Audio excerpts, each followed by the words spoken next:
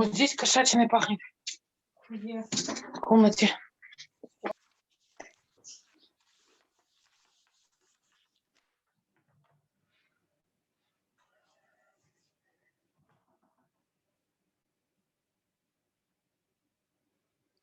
Мы ждем от Машки, от Надежды, потому что подключение идет долго, и коллеги подключаются, поэтому мы немножко вот выжидаем. Сегодня как-то долго подключение идет. 51 точка подключения у нас. Вчера было, когда мы подключали 69, поэтому я думаю, что потихоньку можно начать. Это у меня за...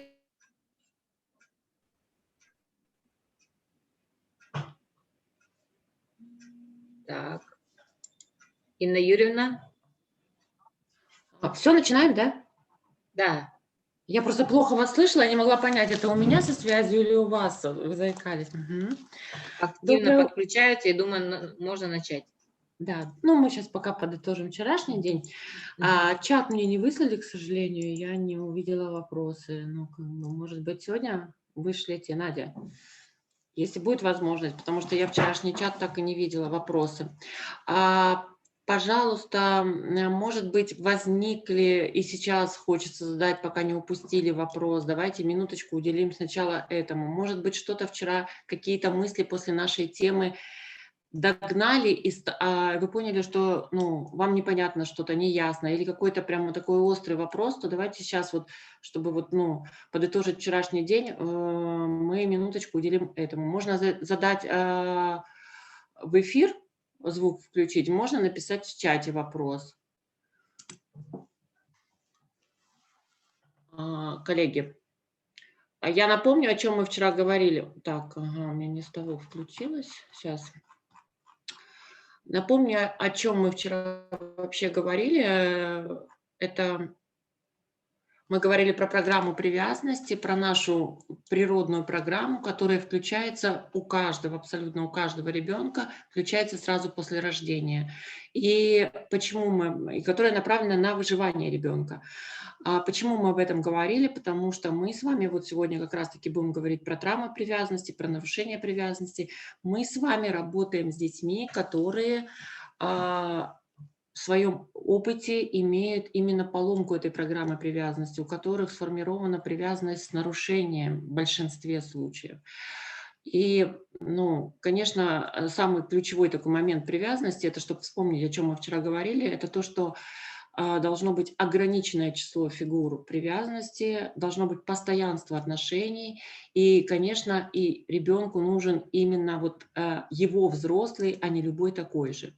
Вот это то, о чем мы вчера говорили. Еще раз повторюсь, может, у кого-то догнал вопрос, чтобы перейти к сегодняшнему материалу, может быть, кто-то вот хочет задать, пока не упустили эту мысль.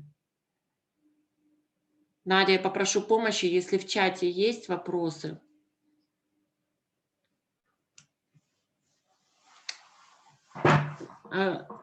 Так, в чате пока вопросов не вижу. Ага. Ну, тогда будем двигаться дальше. Да. Мы все с вами специалисты кризисного детства, и кризисное детство мы как раз-таки будем рассматривать через призму нарушения привязанности.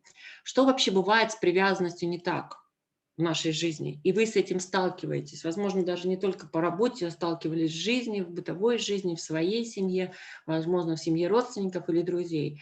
Какие вообще существуют травмы привязанности? Что может пойти не так? Вот сейчас на первом слайде мы абсолютно каждую травму сегодня разберем. И на первом слайде пока я вывела вот всевозможные виды травм привязанности. Но про пренебрежение нуждами мы много говорили вчера. Кто-то у меня рисует на слайдах, и вчера рисовали, какие-то линии появляются, и сегодня вот я обратила внимание, прям такие красные линии интересные. Спасибо, коллеги, вы мне дорисовываете. Я не знаю, видно ли это всем, когда линии появляются на экране, или только у меня. Пренебрежение нуждами.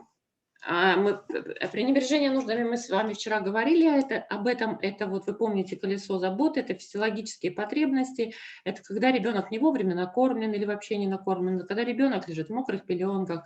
Но пренебрежение нуждами, это, конечно, не только грудной ребенок, это я привожу пример. Это в любом возрасте. Это когда негде спать, это когда нечего одеть. Это все вот такие базовые физиологические потребности, чтобы выживать, чтобы было что одеть, чтобы было что покушать, чтобы, когда ребенок болеет, было чем лечить и кому лечить. Это вот одна из травм привязанности, очень распространенная, и практически все наши дети, если поднять личное дело, если посмотреть анамнез и почитать историю, практически все наши дети пережили эту травму привязанности. Депривация, самая, наверное, страшная тоже травма, это когда у ребенка вообще не было опыта привязанности. Это про то, что мы говорили, это отказнички в роддоме, это дети, которые с роддома попадают сразу в дом ребенка. Или, возможно, там находится с грудного возраста очень длительный период. Тоже у нас большое количество достаточно детей еще остается, но сейчас уже, когда начало развиваться семейное устройство, детей становится все-таки с этой травмой привязанности, я бы сказала, поменьше. Это из собственных наблюдений, и мне кажется, что их все-таки становится меньше. Потеря, утрата – это травма, которую мы переживаем на протяжении всей жизни не один раз. К сожалению, жизнь такова, и мы без этой травмы не можем обойтись. Да? Мы с вами все на своем жизненном опыте уже теряли кого-то близких, родных. Это как раз-таки вот про это будем сегодня говорить. И наши дети точно так же в учреждении, если мы поднимаем анамнез, они часто имеют в своем жизненном опыте это травму, вот именно травму потери, травму утраты. Жестокое обращение. Жестокое обращение мы с вами будем рассматривать именно в рамках, когда насилие и жестокость по отношению к ребенку идет со стороны человека, к которому должна быть привязанность. То есть со стороны близкого, значимого, взрослого, со стороны родителя. Вот это жестокое обращение нас интересует. И понятно, что это против программы привязанности. Взрослый, единственный взрослый, к которому я привязан, который должен оказывать заботу, внимание, тепло, со стороны его идет постоянное, и мы говорим про систематическое, да, не разовое там шлепнули, а про систематическое жестокое обращение, и, наверное, в вашем опыте профессиональном такие дети поступали в учреждения не раз. Конфликт лояльности, тоже такая травма достаточно распространенная не только для наших детей, не только она характерна для кризисного детства. Конфликт лояльности и благополучные семьи переживают. Это когда ребенок становится перед выбором, когда у ребенка есть два объекта привязанности, мама и папа, и мама с папой решили расстаться, развод. И конфликт лояльности – это как раз-таки, когда ребенок, его как бы перетягивают, знаете, на разные стороны, когда ребенок становится поставлен в ситуацию выбора, да, то есть, знаете, да, этот вопрос, который у нас любят задавать, а кого ты больше любишь, а с кем ты бы лучше жил, с мамой или с папой. Но это ужасно, это просто ужасно, это жестоко по отношению к ребенку, потому что мы перекладываем ответственность. Конечно, разводы бывают, расставания бывают, но расстается муж с женой как взрослые люди, но не папа с мамой. Да, для ребенка это мама и папа. И достаточно много сейчас все-таки уже примеров цивилизованных разводов, когда дети сохраняют отношения, и ребенок не поставлен в этот конфликт лояльности. Но это я привела пример такой вот на обычных семьях.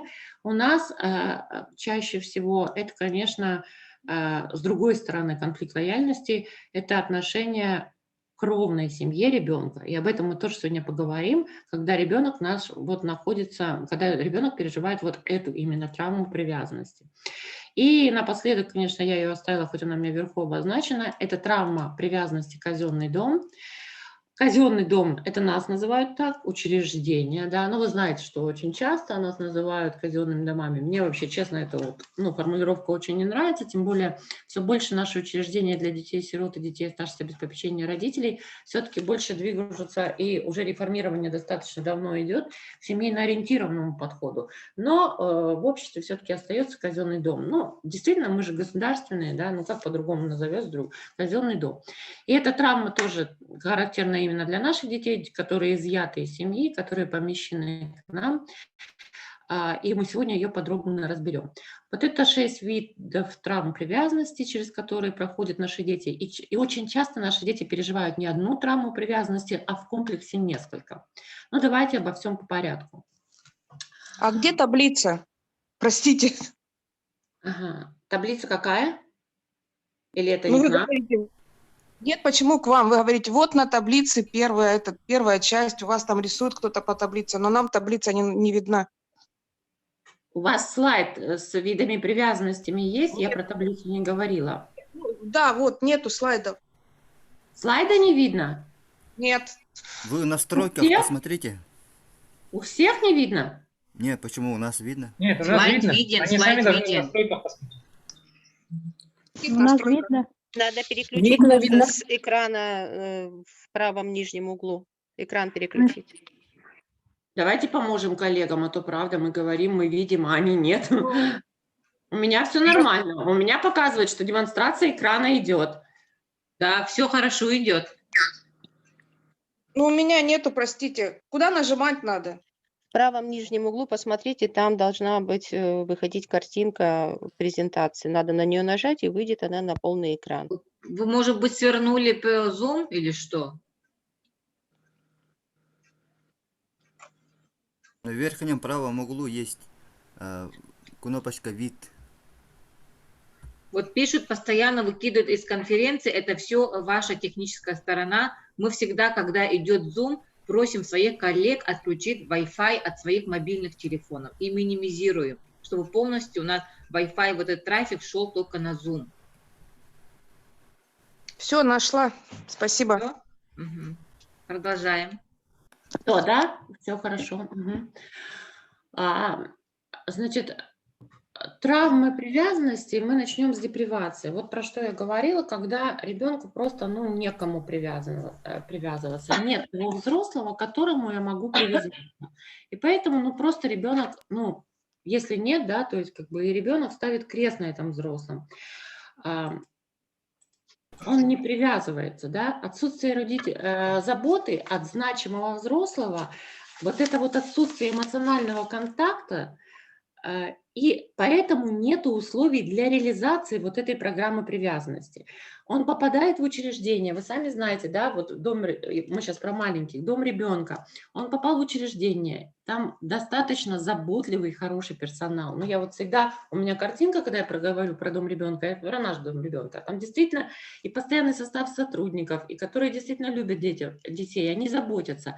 Но того постоянного взрослого нет, и поэтому, она не может, эта программа привязанности, про которую мы говорили вчера, вот весь день, она просто не может реализоваться. Для нее нет условий, нет того взрослого, постоянного, который обо мне заботится. И поэтому ребенок просто ставит крест, да, на взрослом и не привязывается, да, никому. И вот здесь вот как раз-таки может сработать такая замещающая привязанность, перемещенная по-другому ее называют, когда ребенок привязывается не к взрослому, а ребенок привязывается к группе. То есть у него идет привязанность к группе. И вот это очень часто, когда вот дети переживают травму привязанности, именно депривацию. То есть они лишены, в нашем случае депривация – это лишение матери, лишение значимого взрослого, и ему ничего не остается, он выбирает такую стратегию. Да? Ребенок сам, он не может озвучить, но он выбирает стратегию, это привяжусь к группе. Не взрослого, значит привяжусь к группе. Также часто бывает у них такая перемещенная привязанность на белый халат. Если, например, в учреждении принято, особенно если эти учреждения относятся к здравоохранению, где груднички, маленькие дети, привяжусь, это также могут быть длительно, раньше были, не знаю, как у вас, у нас еще не так давно это были стационарные отделения в больницах, где отказники долго находились, и я привяжусь к белому халату. То есть неважно, какой человек, он привязывается к белому халату. Белый халат, потому что приходит, его кормит. Белый халат его переодевает. И таким образом он привязывается к функции, а не к человеку. Бывает, такое бывает и очень часто. И как это можно увидеть проявление в поведении? Да? Бывает, что этот ребенок, наоборот, кричит, если его берут на руки. И когда он растет, подрастает, он не обращается к помощи взрослому, за помощью к взрослому. У него нет этого в опыте, и он не умеет обращаться к взрослому. У него привязанности не было к взрослому, он крест поставил на привязанности к взрослому. Что мы потом видим, да, если мы немножко так наперед забежим, когда эти дети взрослеют, растут, да? Сами вот сейчас, пожалуйста, включитесь в эфир, у кого какие мысли. Что мы получаем, если у ребенка в опыте вот депривация, да, и он переживал именно, вот он решил для себя, чтобы выжить, выбрал такую стратегию поведения, как привязаться к группе. Что мы потом видим в подростковом возрасте? И вы, скорее всего, в своем опыте это встречали. Не бойтесь, коллеги, напоминаю, вчерашнюю установку. У нас нет правильных, неправильных ответов. Я прошу говорить свои мысли. Если ребенок решил привязаться к группе, да, стратегию поведения выбрал, то когда он подрастает, мы не нашли ему семью, не устроили его в семью, в замещающую. Когда он подрастает, как мы наблюдаем? Что у подростка мы наблюдаем? Мы можем, возможно, можем наблюдать. Трудности в социализации? Что? Что еще раз? Может, трудности, говорю, в социализации? Трудности в социализации, но еще очень часто мы видим, как он привязывается, мы говорим, да, как они быстро сбиваются в стаи, да, привязываются к криминальным группировкам. Помните? Ну, то есть одна из характеристик наших детей, когда они особенно выходят за стены учреждения, они привязываются к криминальным группировкам очень быстро, да, потому что у него привязанность к группе. А где у нас групповая иерархия? Да? Ну, понятно, что в подростковом возрасте у них там много различных групп, бывают группы там не опасные, но чаще всего где у нас такая вот прям жесткая групповая иерархия, да? Это криминальные структуры. Да, криминальные структуры. И поэтому наши дети очень подвержены вот этому. И как раз-таки это дети, то есть категория наших детей, которая не имела опыта привязанности к взрослому, у которой нет опыта проживания в семье очень часто. И таким образом он выбрал свою стратегию выживания с детства, и он ее протягивает через всю жизнь. Что в этом случае? Вообще, вот я вчера немножко касалась этой темы, когда говорила, что вот приходят будущие приемные родители, кандидаты в опекуны, в усыновители, и очень часто, особенно если эти молодые пары, которые просто не могут иметь детей по причине, да, по медицинским каким-то причинам, очень часто мы слышим от них, ой, нам бы вот вообще ребеночка-сироту, который никогда нигде не проживал, не жил в никаких благополучных семьях, а вот там в роддоме его оставили, и вот он в доме ребенка был. С такой чистой историей. На самом деле это действительно очень сложная травма привязанности. И специалисты знают о том, что она компенсируется, да, она компенсируется, но тяжело компенсируется. И поэтому как раз-таки, когда в ходе школы приемных родителей готовишь будущих родителей, рассказываешь об этом, и они уже понимают разницу. Вот для детей, которые пережили депривацию, наоборот, хорошо многодетная семья. Почему многодетная? Вот тоже хочется у вас услышать. Вот если ребенок никогда не привязывался к взрослому, а привязывался к группе, да, у него стратегия выживания, он решил так, что ему легче привязаться к группе, почему мы для этого ребенка можем рекомендовать подобрать замещающую семью многодетную? Как вы думаете, какие у вас мысли? Ну, потому что там тоже дети. Потому Может что быть, там тоже биологические или приемные группа детей, и он привяжется к детям, потом к родителям. Правильно, потому что он будет смотрите, да, он будет сначала, он нет опыта и он не умеет, а то, как это делают дети, он, конечно, будет следовать за детьми, он привык следовать за детьми, у него есть этот опыт, и он будет следовать за детьми, и уже на их примере, да, то есть потихонечку, это очень длительный процесс, 2-3 года, это не месяцы, это года, он начнет привязываться к родителям приемным. Если эта семья не многодетная, ну мы же не можем, да, то есть, ну вот немногодетная семья решила взять ребенка с таким опытом депривации.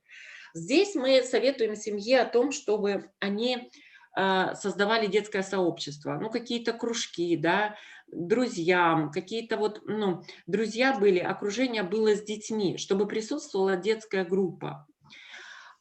И, конечно, так как этот процесс, ну, вообще не быстрый, то очень часто не хватает у приемных родителей, знаете как, терпения. Терпение, ну вот, ну ничего не помогает.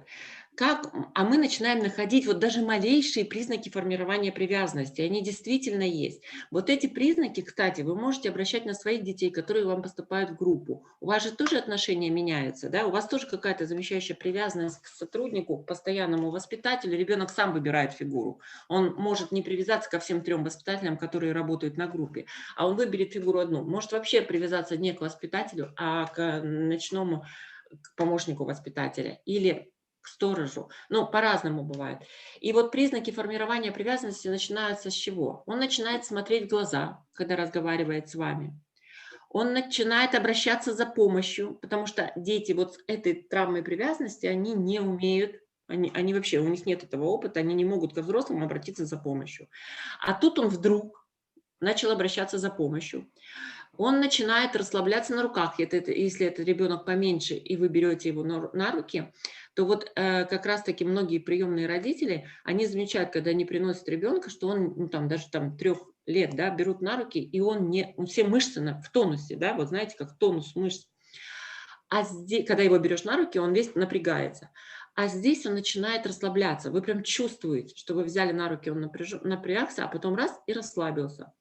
Он может успокоиться рядом с родителем. Вот эти признаки формирования привязанности, они потихонечку начинают нарастать. Но это очень-очень длительный процесс. Но действительно, в нашем возрасте страшно представить, да, что такое, когда, ну, нет взрослого, к которому я не могу привязаться. Это, знаете, просто мне всегда вот в голову, когда вот я сейчас эти темы веду, так как у меня сейчас вот есть грудной ребенок в семье, внучка, как я вчера говорила, я сразу представляю, не дай бог, да, что вот у моего ребенка, у моей внучки нет вот как бы взрослого, которому она... Ну, это действительно страшно, да, когда ты нет постоянного взрослого, который за тебя заботится, на которого ты реагируешь.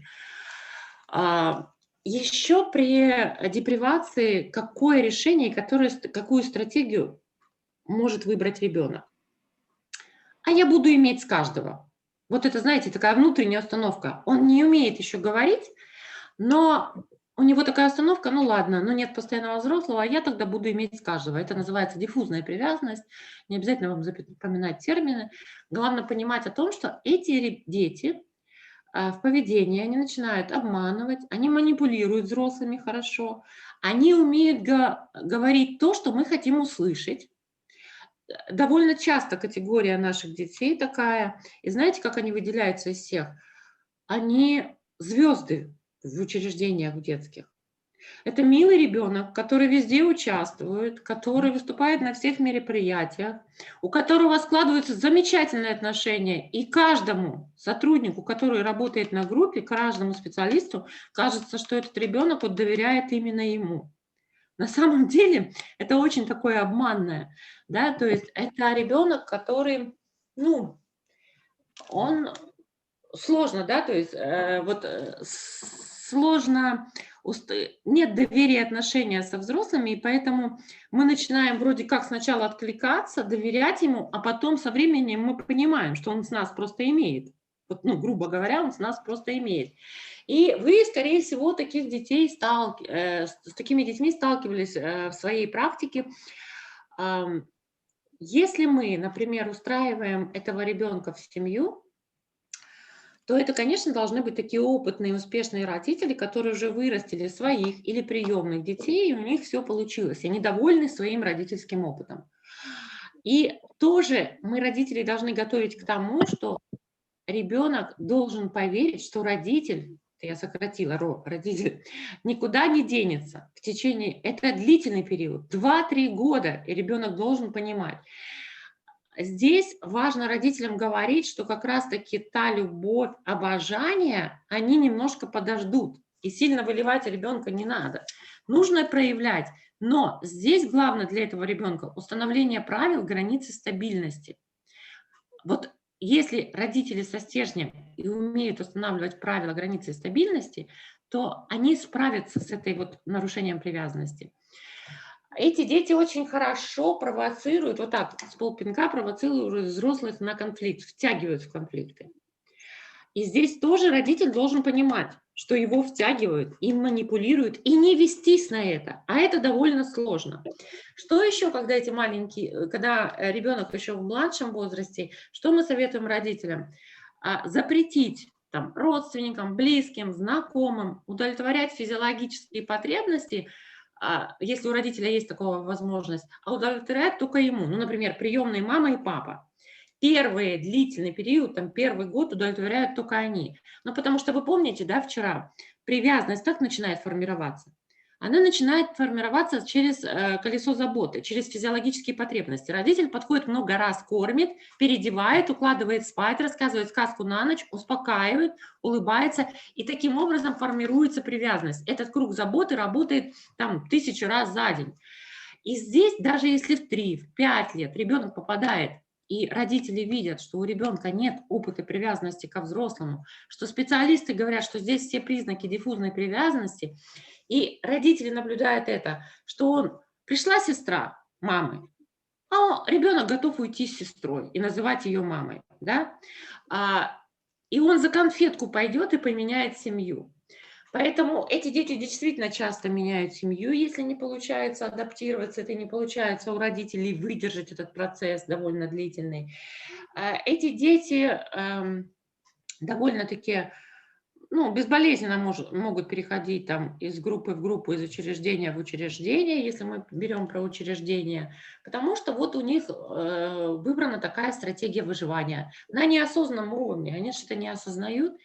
И здесь очень важно как раз-таки, опять же, если вы видите у себя ребенка в учреждении вот с такой травмой, с диффузной привязанностью, и он там бежит в другую группу, постоянно находится, к другому воспитателю, вы тоже должны вот эти рекомендации, которые сейчас на слайде, выполнять. Если вы хотите, чтобы как бы он, конечно, семью там мы никогда не заменим, но чтобы хоть как-то стать каким-то значимым взрослым для него в условиях учреждения. Есть еще при травме привязанности, депривация, такой самый страшный, наверное, исход. Ребенок ставит крест на себе, да? То есть не ставит крест на взрослом, не выбирает себе стратегию выживания, привяжусь к группе, не выбирает стратегию выживания, буду иметь с каждого, а выбирает именно крест на себе. И это как раз-таки вы, наверное, слышали про такое понятие госпитализм, читали, кто работает в теме сиротства, знает. Это уход в психосоматику, это различные заболевания, вплоть до психиатрических. Действительно, здесь сложно помочь, очень тяжело помочь этому ребенку, если он поставил крест на себе.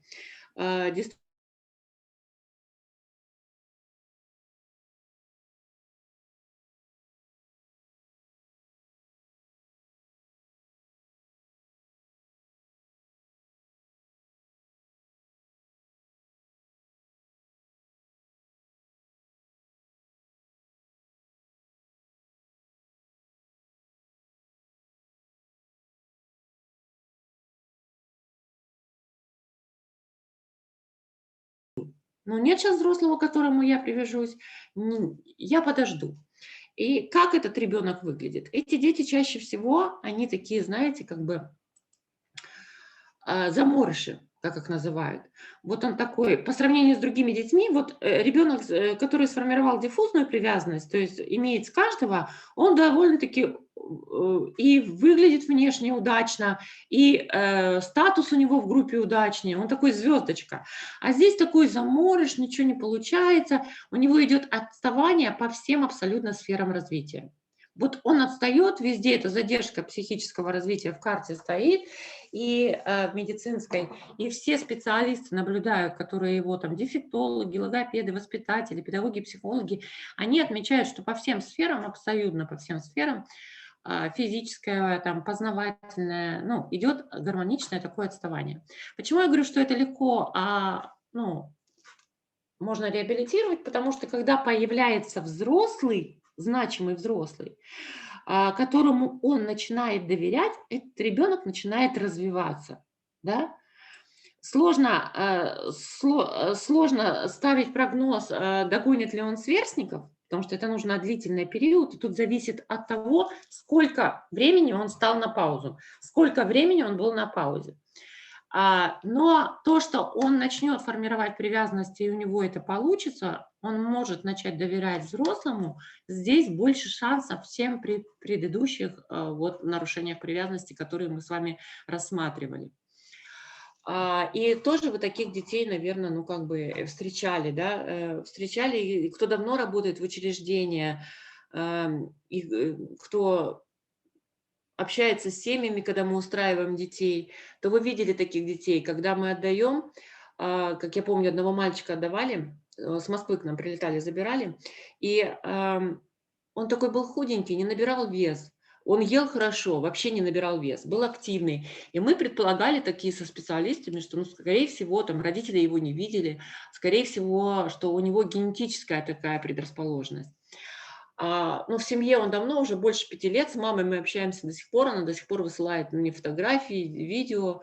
И вы знаете, я в шоке, конечно, потому что через полгода он там уже набрал энное количество килограммов, и мы по фотографиям со специалистами не узнавали, сейчас это вообще другой ребенок, хотя он у нас был достаточно длительный период, и мы были уверены, что, ну, такая конституция у ребенка, вот он худенький, щупленький, он по-другому совсем, и он отставал по всем развитиям, и даже ему, наша дефектолог-логопед, она даже ему прогнозировала, он еще был дошкольником, когда его забирали, но уже вот скоро надо было идти в школу. И мы даже делали прогноз маме, ну там такая опытная приемная мама, и мы делали прогноз, скорее всего, что у него, ему нужна, необходима будет вот специальная коррекционная программа, что, скорее всего, после 7 лет ему выставят диагноз F7008, ну специалисты знают, это умственная отсталость. И наши прогнозы, слава богу, не подтвердились. Этот ребенок сейчас учится на 4,5 в гимназии, и вот это тот случай, когда встал на паузу. Вот он такой яркий пример у нас был, потому что даже мы, как специалисты, он милый был, замечательный, но вот почему мы решили, да, что будет коррекционная программа? Потому что не было накопления знаний. С ним занимаются, а накопления знаний нет. Вот замер, да, вот действительно замер, как будто замер. А в семье первые полгода прошли, пока адаптация прошла, а потом он прям скачками начал развиваться. Поэтому и вы, скорее всего, почему я привела этот пример, скорее всего, вы вспомните своих детей, кого вы устраивали в семью, и такое возможно. Бывает, что дети в учреждении, да, которые там встали на паузу в доме ребенка, а в учреждение пришли и поменялись условия, появился тот взрослый, они начали доверять, и он начинает развиваться. Бывает такое. Ну, в порядке исключения редко, но бывает. Ну, еще одна такая вот тоже распространенная стратегия поведения, которую выбирает ребенок при депривации, напомню, когда нет взрослого, некому привязываться, пойду в доминантную роль. И мы с вами немножко затрагивали это, когда проходили вчера про здоровую привязанность, когда ребенок выбирает роль взрослого, да, то есть, ну, раз некому обо мне заботиться, нет значимого взрослого, значит, я сам встану в позицию взрослого. И как это проявляется в поведении? Он пытается всех контролировать. Он пытается качать права, он пытается где-то там заботиться, но его картина мира перевернута. И в учреждении такие дети тоже бывают, которые всех застраивают и качают права. И таких детей, когда устраиваешь семью, он тоже пытается сначала встать в позицию родителя, что тоже не есть хорошо. Ну и самый благополучный, и специалисты, да, которые занимались, вообще исследования по депривации, они одни из самых глубоких. Они проходили в течение длительного периода, чтобы вот понять, какие все-таки стратегии выживания выбирает ребенок. И все-таки специалисты пришли к мнению, они наблюдали длительно ребенка, который вырос. Есть дети все-таки подарочные, которые, несмотря на отказ в роддоме, несмотря на то, что он сразу был помещен в учреждение, ему не была найдена семья, он все-таки научился привязываться к взрослому и доверять. Это единичные случаи, но они есть. Я вообще хочу вам посоветовать посмотреть, когда мы ведем, ну, у нас вообще блоки по привязанности большие, и у нас времени больше, мы обязательно смотрим видео и разбираем, но в рамках вот вебинара мы не сможем, потому что, ну, много времени занимает. Я вам хочу посоветовать посмотреть видео, снятое нашими, да, по-моему, Санкт-Петербургский научный институт снимал, это ранние отношения, раннее развитие. Это видео есть на YouTube, но точно есть у специалистов, у ваших, которые ведут школу приемных родителей. Если в вашем учреждении есть специалисты, которые ведут школу приемных родителей, то у них это видео есть, потому что, ну, чаще всего мы обязательно при подготовке родителей этим видео пользуемся. И там как раз-таки хорошо рассказано про депривацию, хорошо показано, и прям показаны дети, которые имели родителей, имели опыт привязанности, которые из семьи поступали, и дети-отказнички с роддома. И там показаны все признаки депривации. И вы, наверное, видели детей, которые у нас качаются, когда засыпают, да? Сосут палец, да? И дети, которые мастурбируют. Это могут быть причины, конечно, разные, но чаще всего это причины, если к нам ребенок поступает, и мы видим, что вот перед сном такое происходит, это дети, которые научились себя так успокаивать. Мы с вами вчера говорили про здоровую привязанность, что, ну, вот период донашивания, да, ребенка нужно докачать, ребенка нужно, когда ребенок родился. А дети, которые пережили депривацию, они этого опыта донашивания не имеют. Ну, невозможно в учреждении, вот какие бы хорошие ни были специалисты, вот этот опыт, донашивание сделать, потому что детей все-таки много. И им же нужно как-то выжить. И они учатся вот таким образом себя успокаивать. Вот эти качания из стороны в сторону так, что аж на затылке волосы стираются, наверное, встречали. Николай Николаевич. Высасывание пальца так, что аж палец распухает. Это все как раз-таки вот признаки депривации в том числе. И это не говорит о том, что ребенок какой-то ненормальный, это говорит о том, что ребенка вот так сработала стратегия выживания, и он так научился себя успокаивать. Он не может объяснить вам, почему он так делает. И сразу скажу о том, что это невозможно быстро убрать. Это невозможно просто быстро убрать. Даже если этого ребенка устраиваешь семью, он долго делает это и там. И здесь нужно просто взрослым набраться терпения, да, то есть я просто из своего опыта никогда не забуду, у нас в 2010 году, когда в государстве была политика, что детских домов должно быть намного меньше, вот семейное устройство начало развиваться, у нас в регионе объединяли детские дома, потому что цифры, сколько детей, не важно, да, главное, что детских домов стало меньше. Вот. И я знаю, что такой опыт переживали раньше многие регионы. И у нас в городе было 2 детских дома, нас объединили. И службу мы открывали на базе детского дома, который к нам присоединили. Расстояние между зданиями 5 километров. Оно и сейчас остается. Единый детский дом, но расстояние между зданиями 5 километров. И когда мы открывали службу, я столкнулась, то есть 2 разных детских дома, это как 2 разные семьи, в которых разные правила, разные устои. И я столкнулась с тем, что у них было очень много маленьких детей, которые поступили с дома ребенка в 2010 году, и знаете, что делали ночные няни? Они одевали не просто носки, они одевали колготки детям на руки, чтобы они не сосали пальцы. И мы долго работали, люди много лет проработали и считали, что это норма, что ребенку так легче и ребенку так хорошо. И мы очень долго работали, что это тоже насилие над ребенком. Это его защитный механизм сосать палец, а мы что делаем? Мы одеваем ему колготки, не даем, но он все равно найдет какую-то замену. Поэтому лучшему взрослому найти какую-то адекватную замену. Возможно, там игрушка поможет заменить, да? Но это достаточно длительный период. Это взрослому нужно, знаете как, в учреждении это сложнее сделать, потому что няня не может сопровождать отход ко сну каждого ребенка. А в семье это проще. Родителям мы рекомендуем какие-то делать ритуалы, да, ритуалы отхода ко сну, ежедневные, находиться с ребенком, пока он не заснет, и вот тогда постепенно можно снизить, да, вот эти защитные механизмы, которые ребенка срабатывают и которые так нас раздражают. Но то, что это не признак какого-то психического заболевания, это точно. Это признак травмы привязанности. И давайте вот, прежде чем перейти к следующей травме, давайте немножко активизируемся. Какие есть вопросы? Может, кто-то из опыта вспомнил таких детей и хочет уже сейчас что-то спросить? Давайте, или что-то может быть непонятно. Вот мы с вами сейчас кратко проговорили про травму, которая происходит в результате депривации, отсутствия взрослому, к которому ребенок может привязаться. Есть вопросы? Коллеги, не стесняйтесь, пожалуйста, говорите, задавайте вопросы. Если вам кажется это не про нас, что я часто опираюсь здесь про дом ребенка, то дети с опытом депривации у вас точно есть в учреждении, если вы поднимете личные дела. Если вопросов нет, в чате, Надя, вопросов в чате тоже нет, как я понимаю, раз тишина. Сложно без обратной связи? Да слушаем, слушаем, вы не переживайте. Нет Здравствуйте, вопросов. можно вопрос? Что?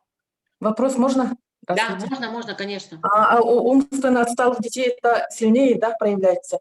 Например, палец сосут или там качаются?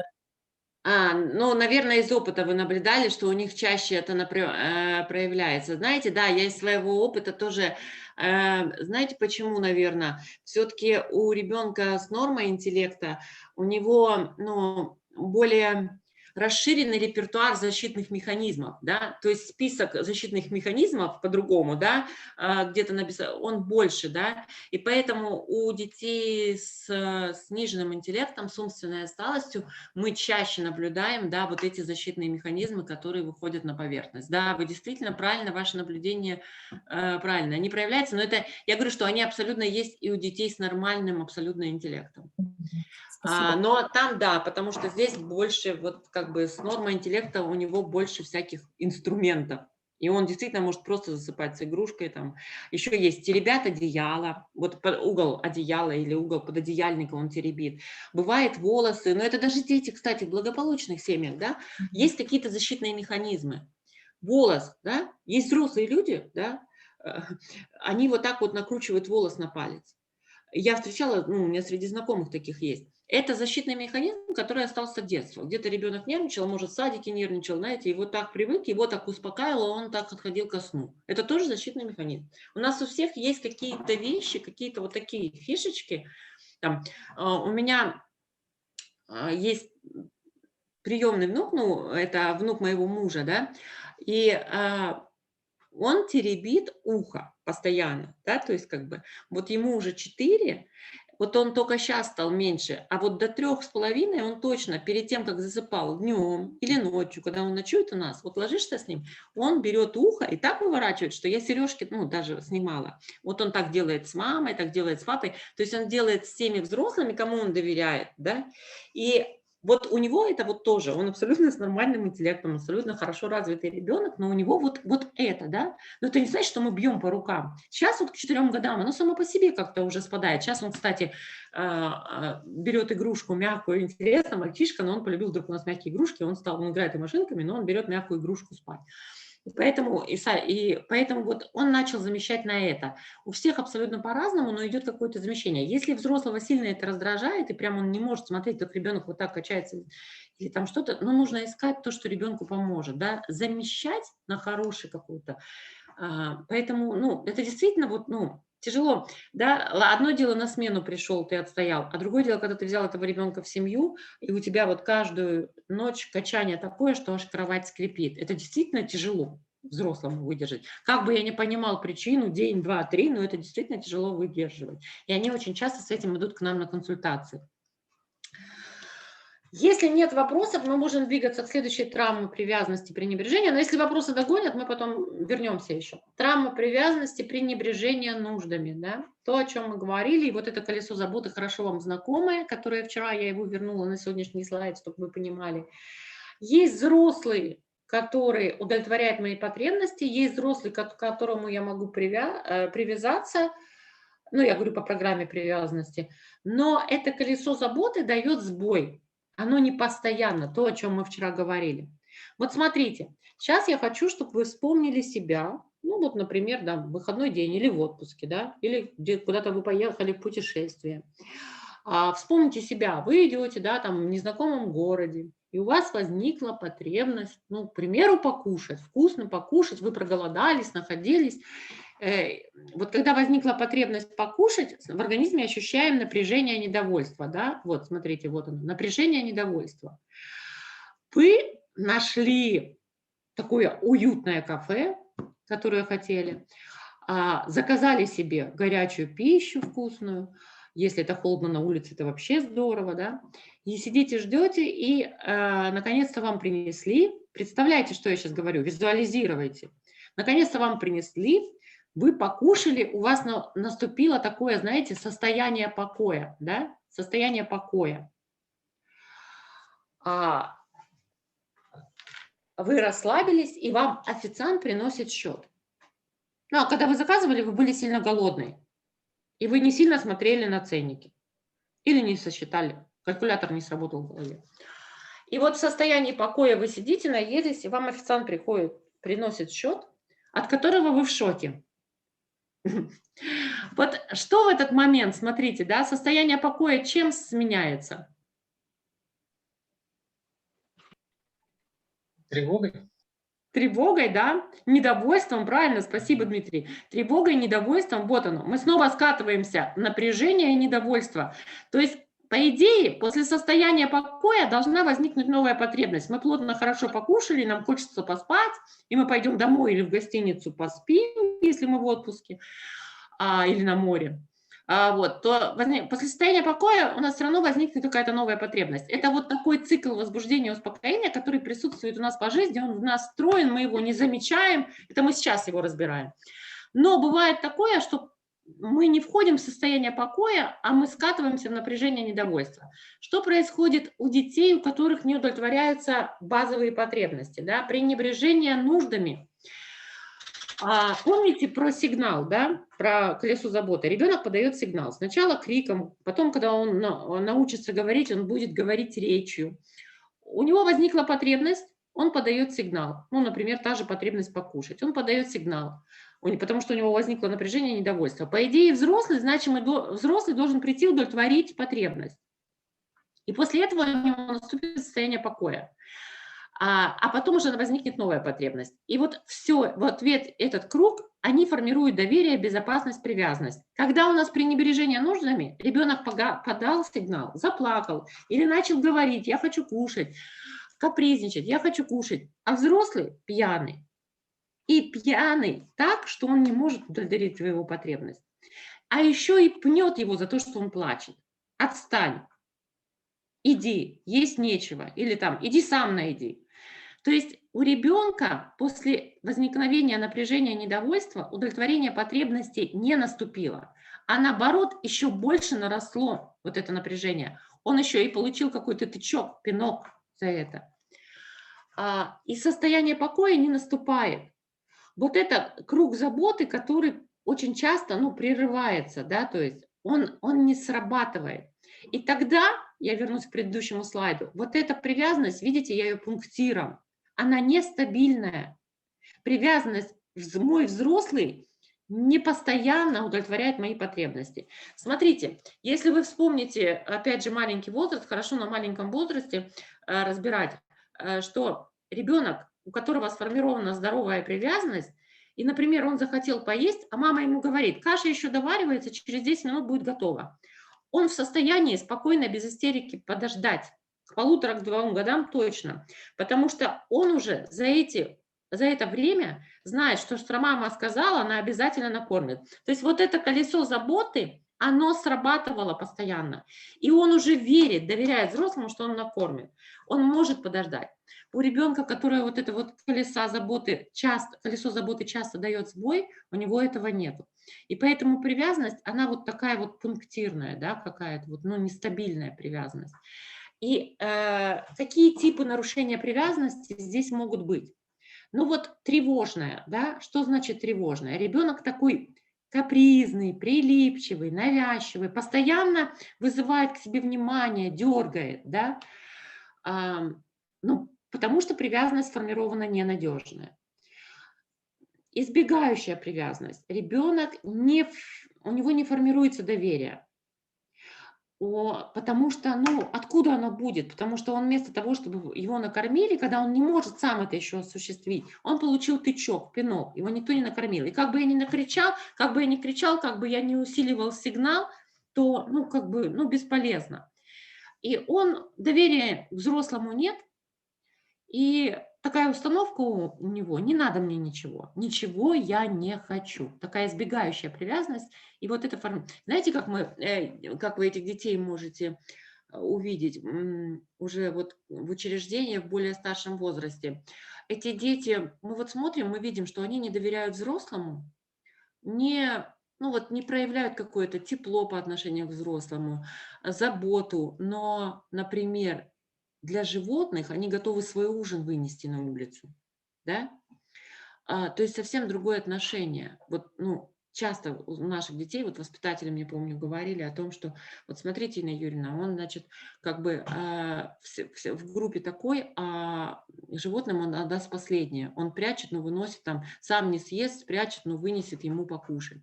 Это вот тоже часто дети с избегающей привязанностью. А что еще может быть, когда есть постоянное пренебрежение нуждами? Формируется та самая диффузная привязанность, про которую мы с вами говорили. Помните? Буду иметь с каждым. Ну, та же самая, что при депривации. Буду иметь с каждого. Конечно, он будет удобным ребенком, он будет заискивать, заглядывать в глаза, но зато он будет иметь кусок хлеба от каждого.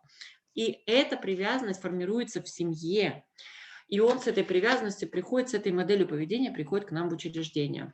И в учреждении, если даже не всегда мы увидим проявление, да, это так ярко, если мы вдруг этого ребенка устраиваем в семью, потом встречаем приемного родителя, и вот этот приемный родитель нам рассказывает, что он уйти готов за конфету с каждым. Вот он уже у меня 5 месяцев, а до сих пор он маму может назвать, ну, любого и уйти, я больше чем уверена, ему абсолютно безболезненно уйти из моей семьи. Это вот тоже, как и при депривации, бывает пренебрежение нуждами. Ну а как ему было выживать? Если он привык дома, да, чтобы выжить, он имел с каждого. И, конечно, то, про что мы вчера говорили, я вам даже приводила пример на своих детях, когда девочка была вынуждена выкармливать брата и ухаживать за бабушкой, прикованной к постели, это перевернутая привязанность. То есть ребенок становится родителем по отношению к своим родителям. Та самая перевернутая привязанность, которая бывает и при депривации, и при пренебрежении нуждами. Понимаете, при разных травмах могут одни типы нарушения привязанности схожи. И здесь, повторюсь, то, что вчера говорили, что ребенок становится в позицию взрослого, он контролирует, он ответственность на нем. Ему, вот как он в семье привык, что он должен добывать кусок хлеба или там следить, за своими родителями-алкоголиками или за своим младшим братом, или за теми и другими, так он с этой позиции и остается. Да? И вы помните, что мы вчера говорили, что здесь, в принципе, это не приговор, да? Это можно реабилитировать, но это длительно, это нужно помещать ребенка в позицию ребенка. И нужно учить ребенка к тому, что есть рядом заботливый взрослый, на котором лежит ответственность, если это учреждение, что он может играть, он может доверять, что есть взрослый, который его защитит, который обеспечит его безопасность. Вот это очень важно. Потому что вот эти дети с перевернутой привязанностью, почему они контролируют? Потому что он привык в этой семье, где было пренебрежение вот этими базовыми потребностями, он привык нести ответственность и в том числе и за безопасность. И поэтому вот здесь очень важно показывает, что теперь есть я у тебя, да, теперь я тебя могу защитить, теперь я могу, ему тяжело после этого опыта в семье, ему тяжело сразу расслабиться и отдать вам ответственность. И здесь нужно время, просто время. И работа обязательно с психологом в учреждении. У детей с пренебрежением, что вообще делать, да, и как бы часто задают вопросы. Вы видели детей, точно, вот сейчас вспомните, когда поступает только ребенок, как они кушают. Вот особенно кто недавно, может быть, работает в учреждении, кто давно, может, привыкли, а кто недавно работает в учреждении, когда ребенок поступает в учреждение из семьи, с неблагополучной семьи, обратите внимание, они же очень много кушают. Нам кажется, такую порцию невозможно съесть, да? То есть взрослому мужчине невозможно съесть, сколько он съедает. очень часто не понимаем, что за этим стоит его картина мира. А у него, если это колесо заботы не срабатывало, у него в его голове картина мира не такая, как у нас. У него дефицитарная картина мира. И он, конечно, у него это на бессознательном стоит. Хоть как вы ему говорите, что и завтра у тебя будет кушать, и там вечером будет что покушать, и не надо прятать под подушку, под матрас. Но что бы мы ему ни говорили, у него картинка мира заложена здесь другая. У него вечный дефицит. И, конечно, вот этот дефицит, он может лечиться только изобилием, да? Но с контролем за едой. То есть он должен понимать, пока у него это пройдет, это не будет вечно, и вы видели, что потом эти дети уже приходят в норму, да? Через какой-то период он понимает, что и в обед будет что покушать, и ужин будет, и завтра будет что покушать. Ну и вообще, если я проголодаюсь вне режима, то есть у меня тоже там найдется что покушать всегда в учреждении, если вдруг я захочу кушать вне режима. И поэтому это лечится, как я говорю, это лечится, но нужно время. Когда он почувствует вот эту безопасность, что завтра и послезавтра это будет, он постепенно будет снижать. И, конечно, здесь мы советуем вот этот смена дефицитарной картины должна быть на изобильную, но обязательно под контролем. То есть мы не можем отдать ему, да, то есть если он съест там, я не знаю, целую вазочку печенья и целую вазочку конфет, ему просто может стать плохо, да, и поэтому контроль нужен. И часто очень, это я вспоминаю опыт, да, приемных семей, и у нас есть специалисты, кто ШПР ведут, и, наверное, вы, воспитатели, кто устраивает детей на своей территории, вы общаетесь с семьей, если территория небольшая. И часто семья говорит, мы привыкли, что у нас на столе, на кухне стоит там ваза, например, да, ну, там с яблоками, с фруктами. Ну, подходит и берет, кто хочет, там, сколько хочет. Но у ребенка вот с этой дефицитарной картиной мира что может быть? Он съест все до дна. Вот она стоит, значит, нужно ее съесть сразу все до дна. И вот мы тогда рекомендуем родителям о том, что немножко измените правила в своей семье пока, не выставляйте на всеобщее обозрение. Он не может справиться с собой. Не надо над ним смеяться или ругаться, или наказывать за это. Он не может с этим справиться. Будет стоять целая ваза там пряников, и он съест эти пряники. Поэтому, если в семье это наблюдается, то лучше убирать. Просто убирать, выдавать небольшими порциями, да.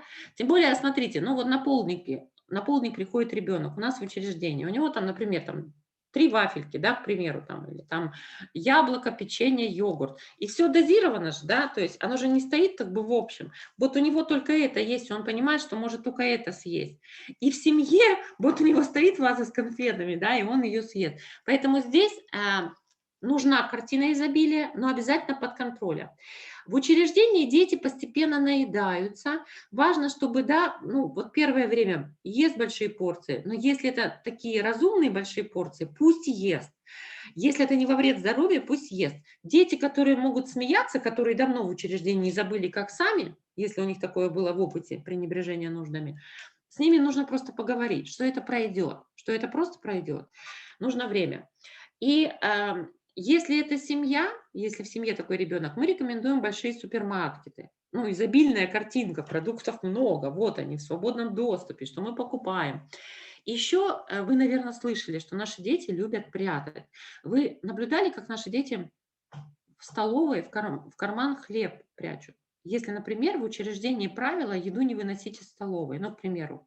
Я не знаю вообще, насколько у вас уже организованы в рамках 481 постановления. Вообще на каждой группе должны быть кухни, да, и организовано питание на кухне. Но я точно знаю, вот из опыта регионов, что не везде это получается, не везде кухни организованы, и дети питаются в столовой. Ну, по санпинам, по каким-то требованиям Роспотребнадзора. Не везде это еще получается, и дети питаются в столовой и начинают прятать хлеб, выносить или печенье, что-то прятать в карманы. Но это опять же не крестьянничество, как наши дети говорят, а это вот та самая дефицитарная картина мира, которую он хочет наполнить.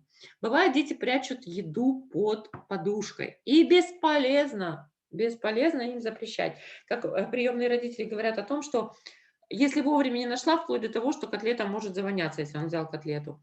Что мы в этом, ну, если мы говорим о том, что бесполезно запрещать, нужно с чем-то заменить, а вы выдайте контейнер, дайте ребеночку контейнер. небольшой контейнер. Дайте безопасные продукты, которые не пропадают, например, сухофрукты, орешки. Раз ему сейчас так спокойно, раз это его вот такой защитный механизм выживания, пусть он этот маленький контейнер с сухофруктами, с орешками спрячет у себя. Раз это его успокаивает, поверьте, это не будет вечно. Когда его смена картины сменится на изобильную, это уйдет. Это уйдет 100%. Это лечится, как я говорю. Но здесь важно наше понимание, не высмеивание, не приходить в ужас от того, что он прячет эту еду, а мы потом находим там где-то эту еду, то лучше на опережение, как я говорю, сработать на опережение. Давай вот это будет твоя коробочка, давай вот мы сегодня вот это вот тебе положим, и ты возьмешь с собой на ночь, раз ему так это необходимо. Возможно, он даже эту коробочку не откроет, может, она просто нужна ему там вот для успокоения. Есть какие-то вопросы вот именно по этой травме пренебрежения? Коллеги. Ну, вот Ой, здесь... нет, все очень хорошо рассказано. И действительно, это все из опыта работы нашего. Угу. Спасибо, если я правильно вижу, Татьяна, да, говорит. Смотрите, вот это, мне кажется, здесь практически, ну, я не знаю, каждый ребенок, наверное, в нашем учреждении пережил пренебрежение нуждами, да. Может быть, изначально семья и удовлетворяла все физиологические потребности, и был доход у семьи, и родители не сильно спустились по социальной лестнице, например, пили там только по праздникам, по выходным сильно, а в рабочие дни нет, а потом спустились. И, возможно, у него была там нормальная картинка, когда было что покушать, а потом колесо заботы дало сбой. Да, у этих детей, может, меньше будет проявляться, но у большинства детей, к сожалению, вот это проявляется. И чтобы вы понимали, ну, мы в учреждении можем снижать эту травму вот этой самой картинкой изобильной. Но мы еще дальше проговорим. Кстати, вот здесь самый главный вопрос забыла задать вам. Специалисты, которые именно занимаются вот исследованиями, они говорят о том, что ребенок, несмотря на то, что у нас хорошее сбалансированное питание, за нами цикличное меню, там каждые 2 недели меняется, по крайней мере, должно быть так по нормам, за нами следит Роспотребнадзор, нас проверяют на калорийность, у нас проверяют сроки годности, ну, то есть у нас дети получают витамины, фрукты, сладости, но все необходимое он получает, но специалисты, которые занимаются вот именно нашей категорией детей, они говорят о том, что ребенок, помещенный в самое успешное, в самое благополучное государственное учреждение, он тоже переживает травму пренебрежения нуждами. И вот здесь я хочу вас спросить, как вы думаете, почему? Почему, если у нас всегда есть что кушать, всегда есть приготовлена там кухня, я знаю, что повара готовят, стремятся готовить по-домашнему, вкусно, всегда есть что одеть ребенку, ребенок, ну, казалось бы, чистая постель, своя кровать, своя там тумбочка, какое-то свое пространство. Почему все-таки говорят о том, что наши дети в учреждении все равно переживают эту травму? Ваше мнение, просто вот ваши версии. Вот что думаете, то и говорите. Коллеги? Не хватает внимания, может. Ага, не хватает внимания взрослого, да? Наталья, Родительская любовь. Родительской любви. Угу. Но здесь именно, знаете как, когда мы говорим про пренебрежение нужными, здесь мы вот больше про вот эти физиологические потребности. Еда, спать, одежда. Что ребенок в учреждении якобы тоже подвержен этой травме. Еще у кого какие мысли? В чате ничего нет, Надежда? Может, кто-то не может включиться?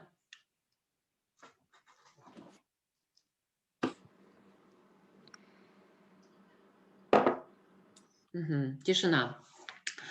Значит, смотрите, я не буду вас мучить. Почему мы считаем, что все-таки пренебрежение нуждами есть в учреждении? Опять же, тут я не берусь говорить за каждое учреждение, потому что многие учреждения сейчас по-другому перестраиваются. Питание у нас в учреждении по расписанию, правильно? Питание у нас есть режим. Во сколько завтрак, во сколько обед, во сколько полдник, во сколько ужин. И ребенок кушает не тогда, когда ему захотелось, а ребенок кушает по режиму. И если взрослый ребенок, он там не хочет, он не съест этого, то маленькие дети, особенно в доме ребенка, их заставят поесть, потому что, ну, до вечера больше возможностей есть не будет. Ешь, даже если не хочешь, ешь, до вечера больше ты не поешь и будешь ходить голодным. Вот так говорят. И это считается тоже пренебрежение нуждами. Когда я ем не тогда, когда у меня возникла потребность, а когда режим, который устроили мне взрослые. Понимаете, в чем фишка? То есть, с одной стороны, порядок, упорядоченность – это здорово, это хорошо, но в некоторых моментах это считается со стороны, ну, с профессиональной точки зрения, с обеспечения там потребностей ребенка, это считается тоже пренебрежение нуждами. То есть, когда, а мы по-другому не можем, да? Многие учреждения, большие особенно, но по-другому у них не получается организовать питание. Не может ребенок приходить тогда, когда он захочет. Ну, если особенно большое учреждение. И нет условий, не организована еще кухня, есть только столовые. Понятно, когда сейчас на группах организованы кухни, тогда даже если идет питание основное в столовой, все равно ребенок на кухне, все равно там на группе что-то они готовят сами, да, где-то он может прихватить. И уже вот это, я считаю, вот как раз-таки 481 постановление сработало на то, чтобы нас, учреждения, не обвиняли в том, что у нас идет пренебрежение нуждами. Если вы здесь где-то не согласны, вы говорите, потому что я еще не знаю, как у вас устроена внутри вот эта бытовая часть в учреждениях, как вы питаетесь и строго ли по режиму. Но вот есть такое мнение специалистов, можете его поспорить со мной, если не согласны. Тишина. Согласны, значит. Я тишину расцениваю как согласие. Ну, давайте двигаться дальше. Травма привязанности, потеря. Потеря, утрата, про которую я говорила, что на своем жизненном опыте мы с вами все переживаем какие-то утраты и потери. И что тогда происходит с ребенком, да? То есть и вы, вот даже вчера кто-то из коллег приводил пример, что ребенок поступил, да, после вот опыта утраты или потери, видно, что он сидит, плачет, да, кто-то говорил об этом, насколько я помню. Эти дети действительно часто у нас бывают в учреждении, это когда, например, мама умерла, да,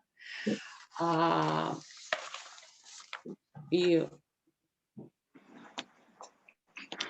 ребенок должен пережить все стадии переживания горя. Взрослый проживает горе, есть жизненный опыт, да, то есть понимание, где взять ресурсы, есть понимание, что мне помогает, есть, ну, то есть уже выработаны какие-то психологические защиты, механизмы, ну, какие-то механизмы нашей защиты, мы каждый по-своему успокаиваемся, и у нас есть опыт. И у ребенка этого опыта, ну, могло еще и не быть. И это очень сложно, потому что ребенок может проживать еще и не одну потерю, утрату. Смотрите, не зря по 481 постановлению есть даже прописано, что ребенок должен устраиваться, если произошло что-то в семье, ребенок должен устраиваться на своей территории. Ну, максимально, да, если есть учреждение для детей-сирот и детей, оставшихся без попечения родителей, он должен быть устроен на своей территории. Почему это прописано, да? Я говорю, 481 постановление прям работает на привязанность. Почему это там прописано? Потому что если ребенок потерял маму, и мы его переводим в учреждение на другую территорию, он теряет уже не только маму, он теряет одноклассников, с которыми у него тоже были сложные отношения, ну, выстроены какие-то отношения. Он теряет родственников, если у него были, но по каким-то причинам не смогли взять в семью, но могут общаться с ним. Он теряет соседей, но он много что теряет. Он теряет свою территорию, он теряет окружение свое, социальное окружение, в котором он много лет прожил. И получается, плюс к потере мамы, вот еще столько потерь. И поэтому вот как раз-таки рекомендации в 481 постановлении, что если есть возможность, если есть на территории, где ребенок изъят, поместить в это учреждение, то нужно помещать в это учреждение, чтобы как можно, ну, минимизировать последствия травм, чтобы меньше этих потерь было, чтобы он мог общаться где-то, видеть своих одноклассников или соседей, или друзей, мог общаться с родственниками. Что у нас часто делают? Это я по опыту своего края делаю. У нас край достаточно большой по территории. Что у нас часто делают? ой, ребенок склонен к бродяжничеству. И если мы его поместим на своей территории, он будет постоянно бегать. А вот если я его на другой край Приморского края перемещу в учреждение, вот оттуда он не побежит. Вот поверьте, он побежит. Если у него есть привязанность, сформирована привязанность, и у него там остались значимые люди, как я говорила, там одноклассники, там соседи, родственники кто-то, да просто какой-то значимый взрослый, он побежит и оттуда. Только он еще больше подвергнется опасности, да, с той территории побежать или со своей территории побежать.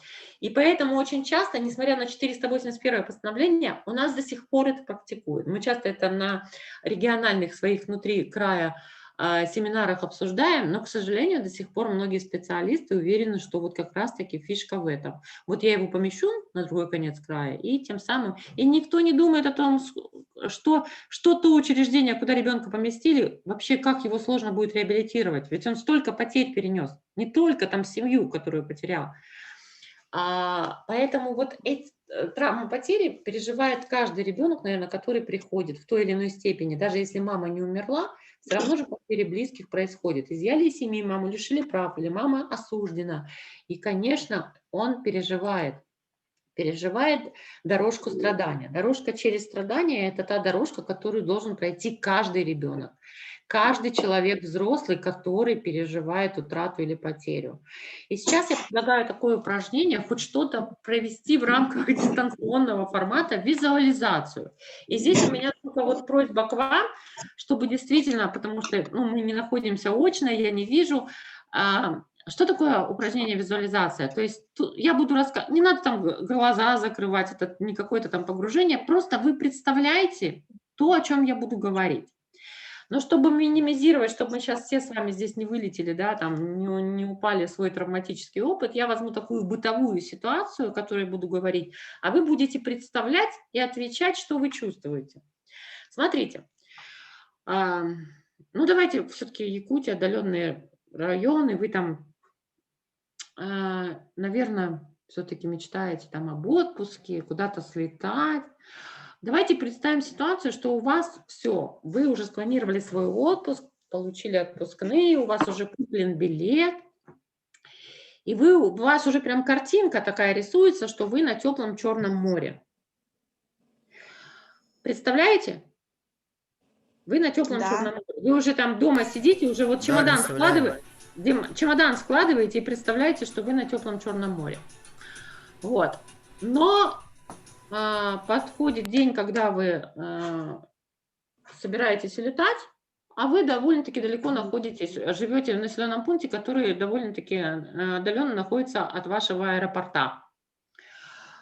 И в силу погодных условий, метель, хотя вы очень заранее выехали, вы заходите в аэропорт, представляете, да?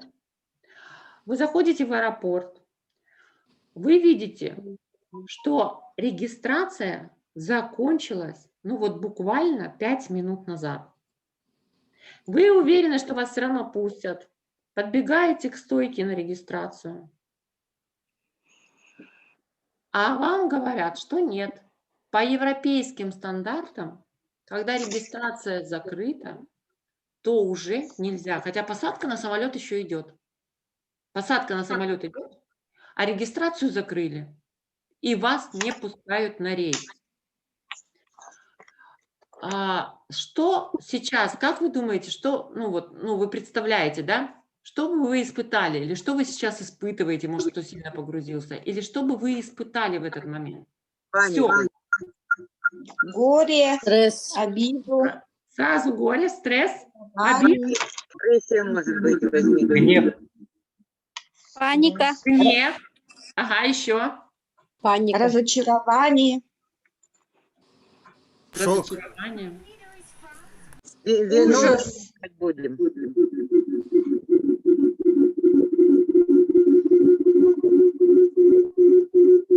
Это со звуком, ага. Спасибо, коллеги. Спасибо. Не улетайте далеко с аэропорта в мыслях, потому что мы еще не закончили. Но сначала мы, конечно, испытываем все шок. знаете, такой некий шок.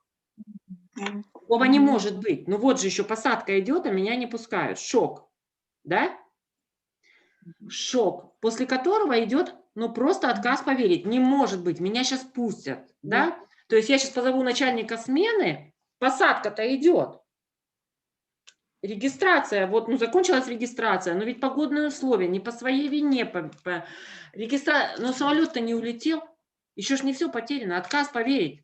Я начинаю там звать начальника смены, старшего смены и начинаю говорить, да, о том, что, ну, вы понимаете, погодные условия, я выехала заранее, ну, вот вы понимаете, что там ничего не видно, такая метель, водители едут долго, там пробки, и вы не верите еще в то, что с вами это произошло. Что дальше происходит? Смотрите, все-таки начальник смены, старшей смены, все, вам сказал, да, о том, что нет, мы не имеем права, регистрация закрыта, мы уже не можем ее открыть и зарегистрировать вас на этот рейс. Все, то есть вот был шок, был отказ поверить. Что дальше происходит? Поверили. Что дальше вы будете делать? Или что дальше вы будете чувствовать? Говорите, что думаете. Плакать буду. Плакать сразу, да? Правда, да, плакать. Угу. Ну, почему требовать как-то? Требовать. Угу. Требовать, то есть настаивать на своих Надеяться правах. на лучшее. Думать. Оптимисты, надеяться на лучшее. Ну уже все, сказали точно не полетите, понимаете? Все. От вас все ждут. Альтернативы какие-нибудь? Что? Еще раз. Скажите еще раз. Альтернативы какие-нибудь? Принимаем. Сразу принимаем уже, да? Все, сразу приняли? Искать выходы. Попытаюсь поменять билет. Конечно, после переговоров мы начинаем, вот правильно коллеги говорили, да, то есть как бы, когда ты понимаешь, что все, да, то есть как бы точно нет, точно тебя уже не пустят, уговаривать некого, настаивай, не настаивай, там не топай ногой, не призывай, не призывай, что там ты опаздываешь куда-то, или там у тебя маленький ребенок, и ты должен лететь. Ты понимаешь, что нет, то есть, ну, отказ прошел,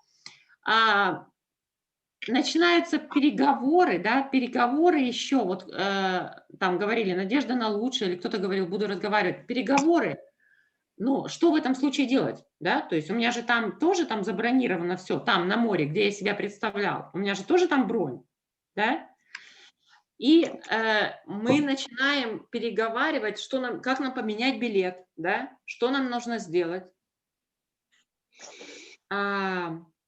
И вот здесь как раз-таки, да, следующая стадия начинается, вот правильно вы говорите, кто-то будет плакать, кто-то начнет агрессировать. Это зависит, а может и то, и другое. То плачу, то начинаю там кричать. Это зависит еще от наших особенностей личности, как мы реагируем на вот эти ситуации, да. И, ну, начинается такое активное проявление чувств. И дальше, только после этого, да, то есть приходит понимание, почему я сразу открыла, потому что из вас кто-то уже, ну, назвал даже принятие. То есть мы узнали, что нам можно, ну, к примеру, что нам можно поменять билет на завтра, да, то есть поменять билет на завтра и доплатить небольшую сумму. И, ну, в принципе, здесь ничего страшного, да, не случилось, и мы уже эту ситуацию понимаем и принимаем. И только после того, как мы эту ситуацию поняли и приняли, только после этого мы можем справиться с этой, ну, вот, потерей. Я привела такой безболезненный, скажем, пример, хотя я его привела, я сама это пережила в 2011, по-моему, или 2010 году. Я опоздала с командировки на самолет, и именно по причине снегопад отменили в Москве Аэроэкспресс, и на такси я вам привела прям ситуацию, с которой я вот, ну, столкнулась, да, то есть как бы... И мы опоздали, действительно шла посадка, регистрация. Так, я не одна там была, там было много таких опоздавших из-за непогоды. И вот эту всю дорожку страдания, в принципе, я хорошо очень помню. Но это потому что если приводить на жизненных примерах, когда мы теряем кого-то близких, сейчас в условиях дистанционного формата это невозможно, да, то есть как бы, ну, потому что это больно. На таких бытовых примерах тут что нам важно понимать? Важно понимать, что пока мы не пройдем вот эти все стадии, даже вот в рамках того, что мы опоздали на самолет, ну, казалось бы, что там, да, ничего не смертельно, все живы, здоровы, но у нас был и шок, у нас и был отказ поверить, и мы плакали, тут называли, да, и агрессировали, и только после того, как мы прошли все вот эти стадии, то только после этого мы можем ситуацию принять и двигаться дальше. По-другому никак. Иначе это горе просто замораживается. Дорожка страдания должна пройти. Обязательно. Мы через нее, вернее, должны пройти. Обязательно. И если при том примере, который я провела, она проходит быстро, то когда мы теряем кого-то близких, смерть близких, она может очень длительно проходить. У кого-то она может проходить несколько месяцев, у кого-то она за год не проходит и требуется больше времени, потому что мы все с вами разные, и поэтому здесь важно понимать, что эту дорожку страдания проходит ребенок. Ребенок никогда не готов к изъятию из семьи. Никогда. А еще очень часто его обманывают, да, если это еще, ну, школьный-то ребенок, школьник понимает, а если это ребенок дошкольник, очень часто, когда изымают из семьи, ему говорят: мы тебя везем в детский сад. Да, ты сейчас поедешь в детский сад, там хорошо, там кушать, а потом мама за тобой вернется. Но так инспектору ПДН легче, да? Не потому, что он такой жестокий, а просто он боится сказать ребенку правду. Он боится ребенку сказать о том, что там мама, там, ну, мамы не будет, да?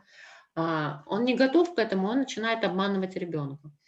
И ребенок, уже попадая в учреждение, переживая вот эту потерю, он должен пройти через дорожку страдания. Но через дорожку страдания мы можем пройти только если у нас есть кому нас законтейнировать. Помните вчерашнее понятие контейнировать? Обнять, утешить, да?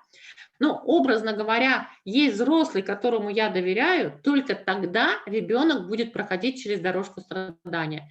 Если этого взрослого нет, он заморозится. Горе заморозится, и это не есть хорошо. Иногда дети начинают проходить дорожку страдания только когда устраиваешь его в семью, когда проходит адаптация, когда он начинает доверять, и только тогда он начинает переживать горе, которое, возможно, у него случилось года 3 назад. А в учреждении, попадая в коллектив, который живет по режиму, кушает, спит по режиму, мероприятия проходят по режиму, у него нет возможности прожить эту дорожку страдания очень часто.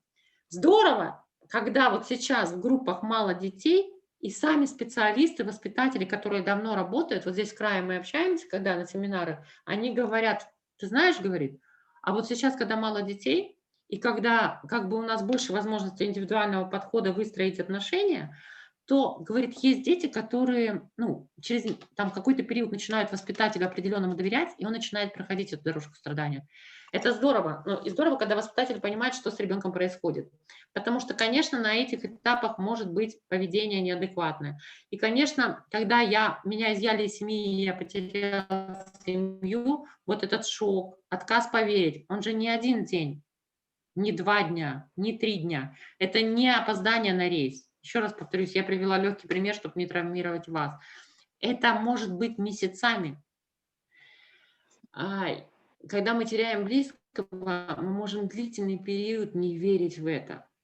У нас действительно там идут какие-то переговоры в голове, да, и с самим собой, и там с окружающими. И это может быть, нас может кидать со стадии на стадию. Например, вроде как бы мы уже проплакали, и вдруг мы снова вернулись в отказ поверить.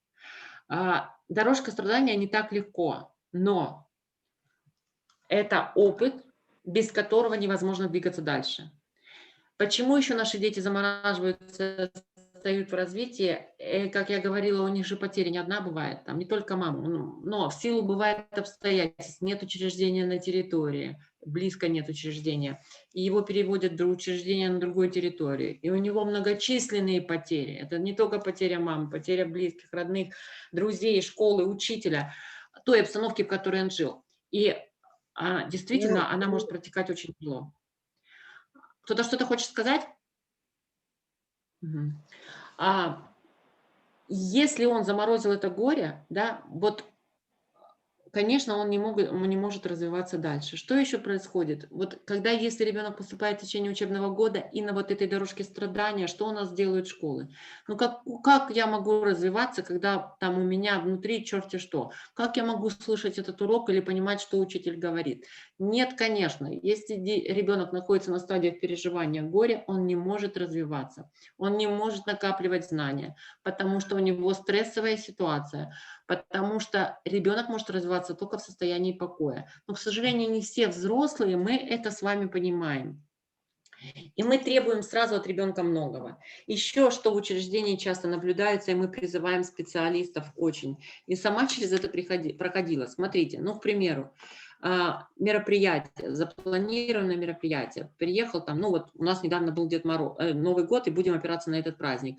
Приехал утренник, вы его давно планировали, приглашенный Дед Мороз, Снегурочки, очередные спонсоры привезли этот утренник. И задача воспитателя, как администрация ставит, чтобы вся группа присутствовала на утреннике.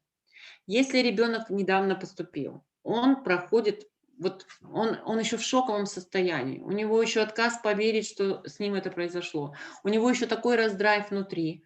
Но у нас же установка, я должна привести всех детей на утренник, или у нас запланирована поездка в театр, я должна всех взять в театр. Ничего страшного, быстрее отойдет. Ничего страшного, быстрее отойдет. Если вы видите, что ребенку сейчас это не хочется, бывает, что ничего, и дети идут, а бывает, что ребенок не хочет. Вы видите, что не хочет. Не нужно в этом состоянии его силой тащить на утренник. Найдите возможность, все равно есть взрослый, с кем можно посидеть в учреждении. Тот, кто не будет присутствовать на утреннике, может, это там медсестра, может быть, это, ну, какой-то там, я не знаю, кук-работник, в конце концов. Но с кем-то оставить ребенка можно на этот утренник, если вы видите, что ему тяжело, и он не хочет туда идти.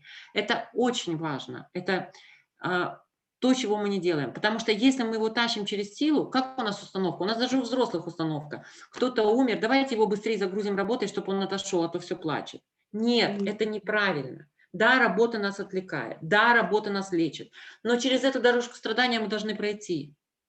Мы должны это проплакать, иначе это будет вот здесь, вот, да, вот здесь будет, ну, такое вот прям затверделое комок, ну, горе, которое застряло, да. И поэтому то же самое с детьми. Если вы видите, что ему сейчас это не нужно, важно здесь наша тонкость. Вот утешить, побыть рядом, увидеть, что ему нужно. То есть среда для проживания горя – это покой, уединение, невыполнение регулярных обязанностей и обязательно индивидуальный контакт, контейнирование. Да? Ну, если ребенок этого хочет. Если ребенок не хочет тактильного контакта, навешивать не надо. Но вот это требуется, ну, для того, чтобы ребенку можно было переживать это горе. Часто дети при отсутствии условий, ну, то есть кажется нам со стороны, да он вообще не переживает, да, то есть абсолютно не переживает. Он вынужден, он не смог прожить, у него нет условий для уединения, у него нет условий, чтобы его кто-то, нет, он еще не доверяет, нет того взрослого, который ему доверяет, который бы его законтейнировал. Для него все здесь новые, он не может еще вот, ну, как бы расслабиться и вот этим чувствам отдаться. И он вынужден отмораживать чувства. И он демонстрирует, что ему все равно, что он давно, ну, то есть вот нам кажется, что ребенок абсолютно не страдает, чтобы от него отстали на самом деле. Замораживается ведь не только горе, а замораживаются вместе с горем раскаяние, сочувствие, интерес и любознательность. То есть замораживается не только горе, если он не проходит через дорожку страдания. А вот эти все чувства, мы говорим, что он, ну, там, совсем отсутствует чувство там, вины или чувство совести, или он вообще не сочувствует. Замораживаются, к сожалению, и другие чувства.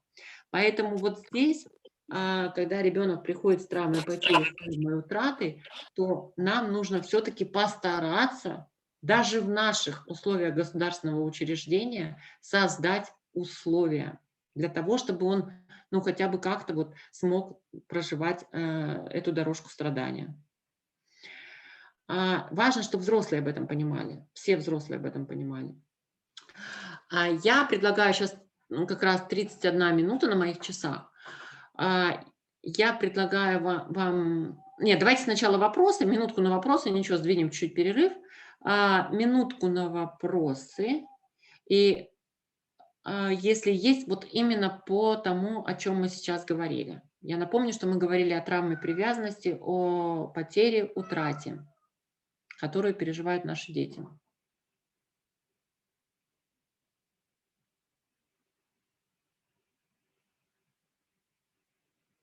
Вопросов нет, да? Надя, в чате есть вопросы? Тоже начинаешь кашлять, да? Ага. Ага, коллеги, но если нет вопросов, я предлагаю прерваться, вам отдохнуть, попить кофе, чай, кто что пьет, или, может быть, ну, обедать, наверное, еще, ну, в принципе, можете кому-то уже и пообедать. Время сейчас 11:32, ваше время местное называю, 11:32, 15 минут, я не буду у вас, не украду ни минуты с перерыва, чтобы вы хорошо отдохнули. Значит, 32 плюс 15, это мы встречаемся во сколько? В 47 минут, да? Правильно я посчитала? Да, 47 минут. Ну,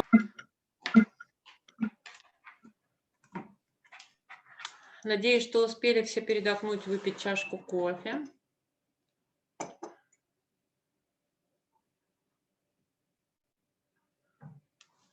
И можем двигаться дальше.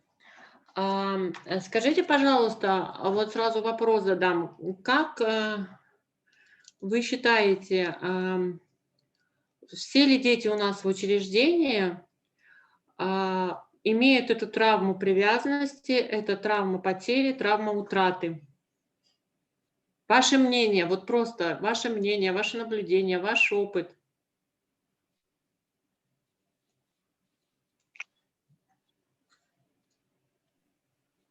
Ну, большинство точно. Ну, по крайней мере, в моей группе. Я работаю. Я вот как раз даже, когда вы говорили, да, вот, именно об этих травмах привязанности, я вот даже конкретно, вот, можно сказать, визуализировал детей, у которых именно вот есть такая травма. Спасибо, Дмитрий, спасибо. Коллеги, есть еще мнения?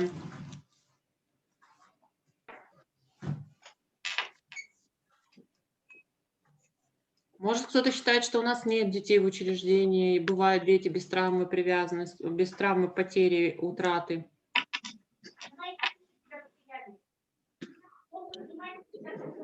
Ага. Надежда, в чате у нас никто не пишет? Тишина. В чате, всем еще раз добрый день. В чате есть такой вопрос. Как найти видео в Ютубе про депривацию, которую упомянули? Ага, хорошо. Давайте я по окончании потом, мы все равно будем делать общую рассылку с Надеждой литературы, да, вот, на которую я опираюсь, вам говорю, ссылки даю, чтобы вам не искать, потому что многие книги у меня в электронном варианте есть, чтобы вам не покупать, кто-то любит бумажные варианты, купит бумажные, и видео, вот эти видео, да, и я соберу в папочку, прям, но они у меня уже собраны для специалистов есть, и ссылочки дам, хорошо? То есть я это себе пометила. Видео действительно, ну там хорошо очень показано, вот все моменты, когда ребенок переживает депривацию и что с ним происходит. Смотрите, спасибо за вопрос большое, все, я учла и поотметила. Конечно, я вот, спасибо Дмитрию за обратную связь, что он даже представлял детей, когда я говорила об этом. Действительно, мнение специалистов, ну и зная историю наших детей, абсолютно все, даже если родители живы, их изъяли из семьи, они переживают травму потери, травму утраты. И эта травма не единичная. Что, ну, то есть это травма такая множественная, потому что он, как я говорила уже, повторюсь, что он и теряет все окружение. Но вот смотрите, если горе случилось там в семье, да, в благополучной семье, и ребенок потерял, к примеру, папу, да, папа ушел из жизни, и ребенок потерял папу. то рядом находится мама, рядом находятся родственники, там, может быть, братья, сестры, то есть среда его сохраняется, которая его контейнирует и которая вместе с ним переживает это горе. Здесь у нас мало того, что теряет значимых взрослых, но он еще и теряет все окружение. И поэтому, конечно, мнение специалистов о том, что все дети, которые попали в учреждение, как раз-таки подвержены этой травме, они переживают травму утраты, травму потери. И очень важно, чтобы нам, почему мы сегодня об этом говорим, потому что мы должны понимать, что происходит с ребенком, да, мы должны, у него шок, он попадает в учреждение, утраты, потери, еще вот учреждение новое, абсолютно новые люди перед ним, дети, новый режим, новый уклад жизни, все поменялось, мир ребенка, в котором он жил, он просто рухнул. Он в этот момент рухнул. Представьте, что он переживает, да? То есть здесь важно понимать, что с ним происходит. Почему у каждого ребенка свои защитные механизмы срабатывают? Как я говорю, кто-то там демонстрирует это поведением, кто-то вот замораживается и не может, и нам кажется, что там ничего вообще не происходит, и он нормально себя ведет. Но важно, чтобы мы, взрослые, ответственность на нас. Мы не перекладываем ответственность на ребенка. Мы, взрослые, должны разобраться, понимать, что с ним происходит, и помочь, да, потому что, как правило, да, мы передаем ребенка в семью приемным родителям. Приемные родители потом, когда видят, что у ребенка что-то началось, начал крушить мебель или аутоагрессия к себе проявляется, тоже бывает на стадиях переживания горя. И родитель обращается к специалисту, чтобы разобраться, что с ребенком происходит, если сам не может, как ему помочь и как себя вести. То зачастую нам, специалистам учреждения, воспитатель, он как-то варится сам, да, и вот, ну, ты не справляешься, значит, у тебя низкие там педагогические компетенции, что ты не можешь там, то есть как бы с ребенком установить отношения. А иногда и воспитателю нужно помочь, да, воспитатель должен обращаться тоже за помощью к специалистам, которые находятся на территории учреждения, к тому же психологу, да, вместе обсудить, что происходит с ребенком, какие мои действия, какая моя стратегия поведения здесь уместна, какая стратегия поведения моя может помочь. И хорошо, когда у вас есть рядом кому подставить плечо, с кем вы можете это проговорить. Еще скажу, бывает такое, что ребенок поступает, и родители живы, да, там лишены прав по каким-то причинам. И когда ребенок уже находится у вас в учреждении, может быть, даже длительный период, у него умирает, да, то есть как бы кто-то из близких, даже мама или папа, да, бывает такое. Вы все, наверное, с этим сталкивались. И вот тут тоже вопрос часто задают специалисты о том, что как нужно ли там на похороны ехать, нужно ли об этом сразу говорить. Я всегда говорю о том, что да, ребенок должен знать правду. Обязательно правду.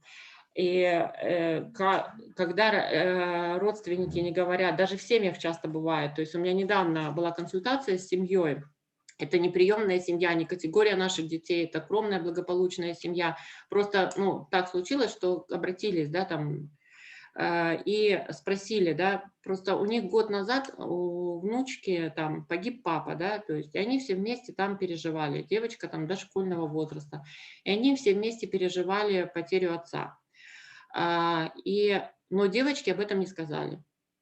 Для девочки, ну, потому что он еще погиб не в том городе, не там, где они жили, и он погиб в боевой точке.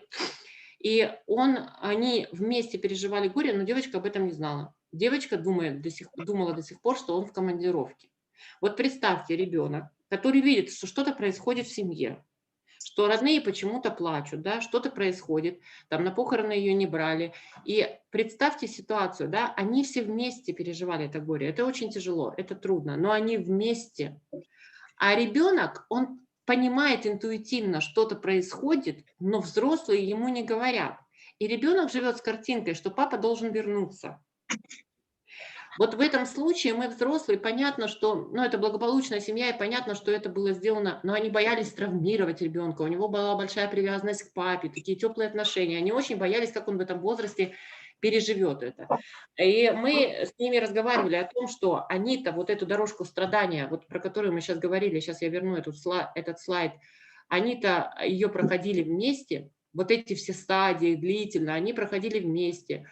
А ребенок теперь, когда узнает правду, рано или поздно он узнает правду, да не дай бог еще не от родных, близких, и мало того, что у него доверие к взрослым потеряется, так он еще вот эту дорожку страдания будет проходить в одного. Ему же теперь нужно принять эту ситуацию, что папы больше никогда не будет.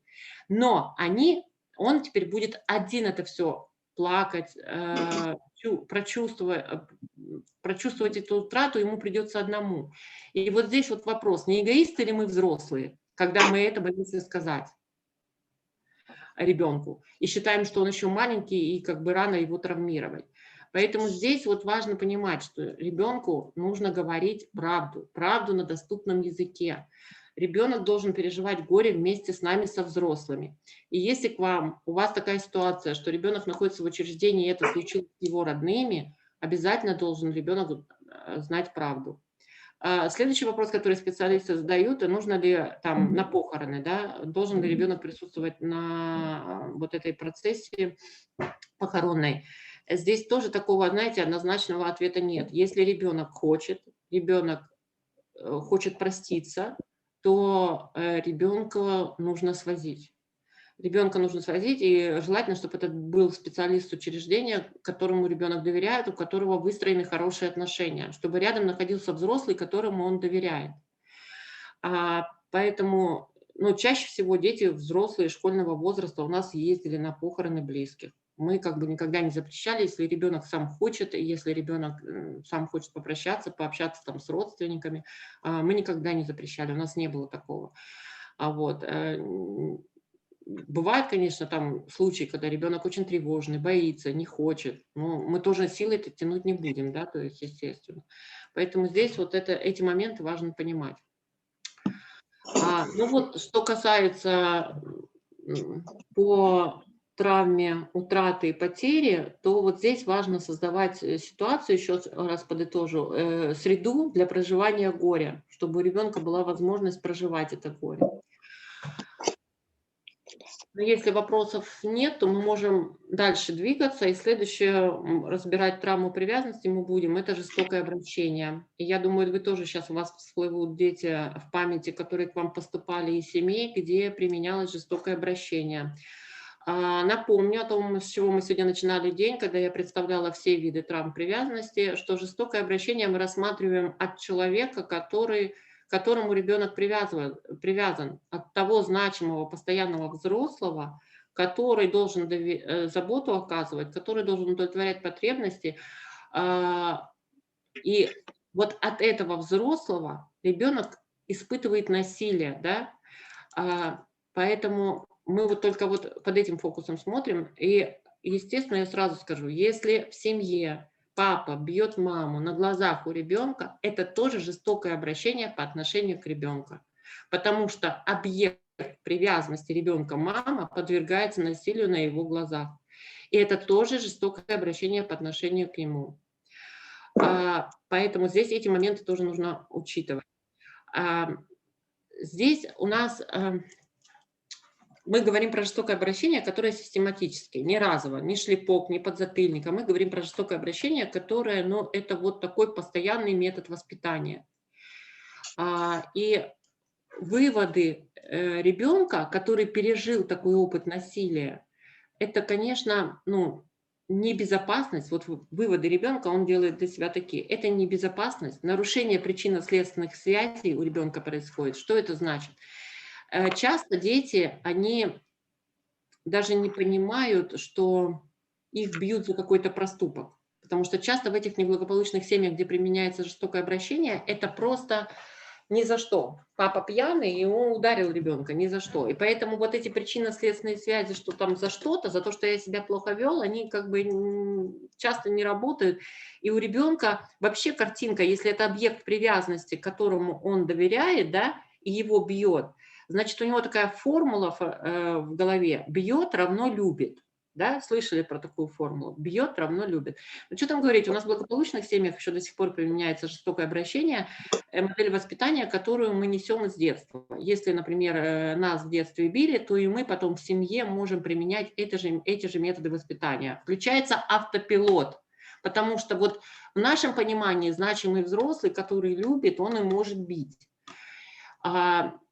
очень часто у детей, которые пережили вот это жестокое обращение, у них срабатывает защитный механизм, диссоциация. Что это значит? Отморожение чувств. Мы вчера, когда разбирали с вами программу привязанности, когда говорили про здоровую, надежную привязанность, то мы говорили немножко про отморожение чувств. И вот это тоже такое, когда ребенок уже не чувствует боли, понимаете? Это защитный механизм. Это то же самое, когда вот пренебрежение нуждами, да, идет, колесо заботы постоянно дает сбой. Если меня очень часто не кормят, он уже перестает чувство голода испытывать, да? Почему они потом и чувство насыщения, да, ест и не наедается? У него отморожены чувства, у него поднимается температура, а он не чувствует. Ему холодно, мы часто говорим, как он голый бегает по морозу, ему не холодно, да? Это, возможно, причина в этом. То есть, когда долго ребенку больно, долго ребенка дискомфорт, у него происходит просто, ну, это не со мной. Ему легче, защитный механизм, диссоциация срабатывает, так легче выжить, чем постоянно терпеть боль. А эти дети, которые пережили насилие, они, и жестокое обращение, они стремятся к контролю, к обретению власти, и они очень часто демонстрируют провокационное поведение. То есть они провоцируют на то, чтобы их ударили, и это хорошо видно в семьях, когда устраиваешь. Замечающую семью, когда устраиваешь ребенка с опытом насилия, он мог в учреждении этого не проявлять. А когда устраиваешь семью, и родители рассказывают приемные, ну вы представляете, я своих вырастила, никогда в жизни руку не поднимала, а здесь вот этот там 6-летний мальчишка, он меня завел так, что я не смогла, я не выдержала, я ударила его. И к нам на консультацию с таким обращаются. Не скажу, что часто там, но обращаются.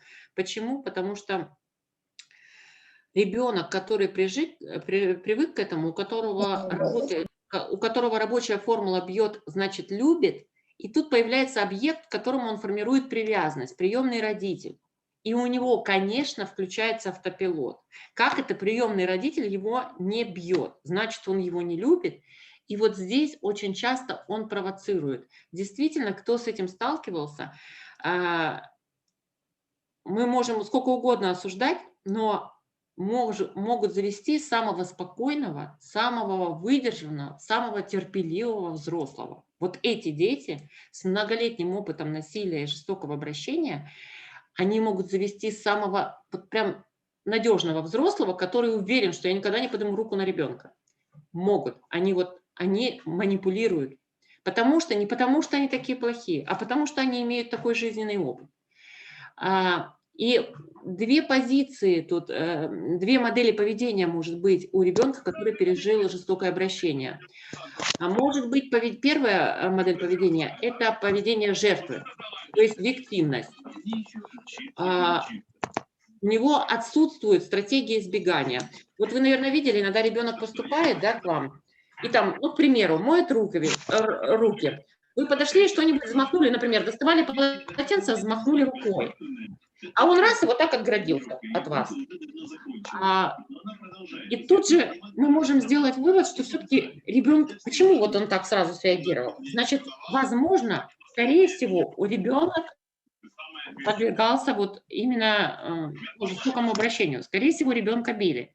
Но то, что он отмахнулся, это хорошо. Значит, у него есть стратегия избегания.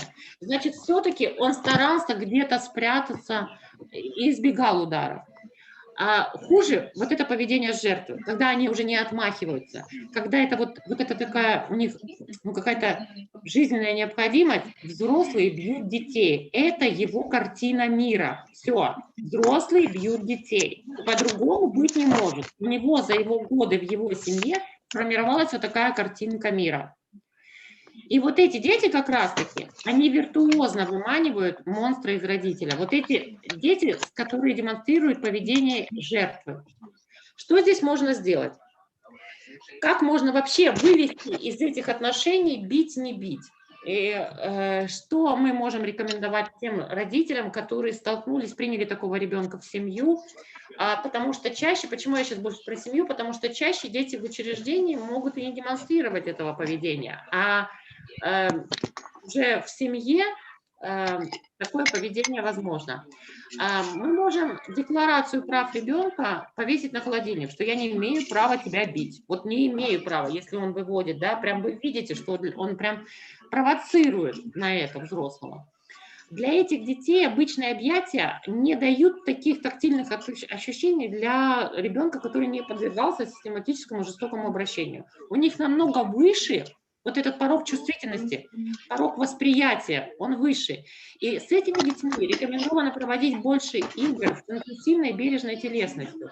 Ну, то есть вот они любят там бороться, потому что это телесное, да, то есть игры, которые требуют прикосновения.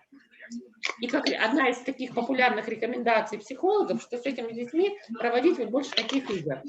Для детей постарше нужно вводить правила стоп. Уже такие дети более старшего школьного возраста, есть такое правило стоп, и вы знаете, в педагогических технологиях оно часто и применяется, что вы видите, что он начинает провоцировать, что его всего вот разносит в стороны, он начинает опять эту модель поведения показывать, что выводит вас на то, чтобы вы применили физическое наказание. Здесь нужно вводить правила стоп, придумать какой-то сигнал, какую-то карточку, объяснить, что с ним происходит, чтобы он понимал, но это для детей старшего возраста. Такой... Ну, он не получает, нельзя сказать, что он там получает удовольствие от битья, этот ребенок, когда его физически наказывают. А здесь нужно, ну, как бы, это просто его картинка мира, как я говорила, такая, и тут просто нужно время набраться терпения. Коллеги, я попрошу, отключите звук, у кого-то сильные помехи идут в эфир. Отключите звук, пожалуйста. Ага, спасибо. И, конечно, если вы столкнулись с таким ребенком, и если такой ребенок начал проявлять, вы видите поведение жертвы все-таки в учреждении, то здесь вам не обойтись только самому как воспитателю. Здесь вам в помощь психолог. Здесь нужна телесная терапия, здесь нужны телесные практики на ощущение границ своего тела. Это очень длительная работа и очень тонкая работа. И поэтому вот здесь нужно обращаться за помощью. Если нет специалистов в учреждениях, бывает такое, что ну, нет специалиста, значит, нужно найти извне. Здесь вам в помощи НКО, которые у нас, вот, ну, когда нет специалистов в учреждении, у нас воспитатели, сотрудники детских домов, администрация обращается в НКО, чтобы где-то, может быть, при финансовой поддержке НКО найти специалиста, ну, который оказывает коммерческие услуги, но который работает в этой теме, да, он работает с детьми, пережившими жестокое обращение. Но потому что ребенок сам не справится однозначно. Это очень тяжелая травма, и ребенок, ну, длительное время нужно, и терпение взрослого. Поэтому не нужно отвергать помощь специалистов ни в коем случае, а наоборот, самим инициировать ее. Второе поведение ребенка, модель поведения ребенка, если первое – это модель поведения жертвы, второе – это агрессор.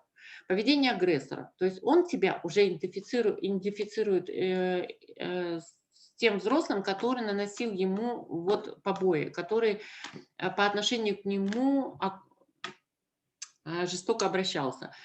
У него такая установка внутри у ребенка. В роли слабого я уже был, теперь я буду сильным, и бить буду я. И здесь вот вариант такой, что никто никого не бьет, у него отсутствует. То есть картинка мира у него совсем своя. Да? И он проявляет, конечно, жестокость и насилие по отношению к более слабым. И вот это в учреждении тоже можно наблюдать. Что можно здесь сделать? Ну, конечно, нужно способствовать формированию чувства собственной защищенности.